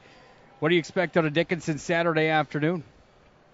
Well, Dickinson beat Minot, knocked them out of the regional tournament last year, so I think they're coming on in thinking, we didn't hardly graduate anybody. We can do this again. If I'm playing for Minot High and it's hockey weekend in Minot, I'm making darn sure that I get a little revenge against Dickinson and I don't lose that hockey game. Good call. But that's just me. You're the same guy that got in a fight with an 80-year-old at the Lumberdome back in 1979. It was 74. 74. And it wasn't a fight. See, so now I got to get the fire hose out and play fire control for this. We sure appreciate your time tonight, my. Mr. McFall. For Jason Bennett and Larry McFall, Nick Hulberg signing off from Bismarck tonight. Minot High falls 5-0. That's the final to the Century Patriots. Dickinson's in town at the Pepsi Rink on Saturday. Game time, 5 p.m. We'll have it for you on 1390 KRRZ and at ProStyleProduction.com. Planet Pizza pregame show, 20 minutes in front of the hour. 4:40, we'll start that off and get geared up for the Dickinson matchup Saturday. Thanks for joining us tonight. We'll see you on Saturday. Until then, good night and God bless. Century wins 5-0 tonight here at the VFW Sports Center.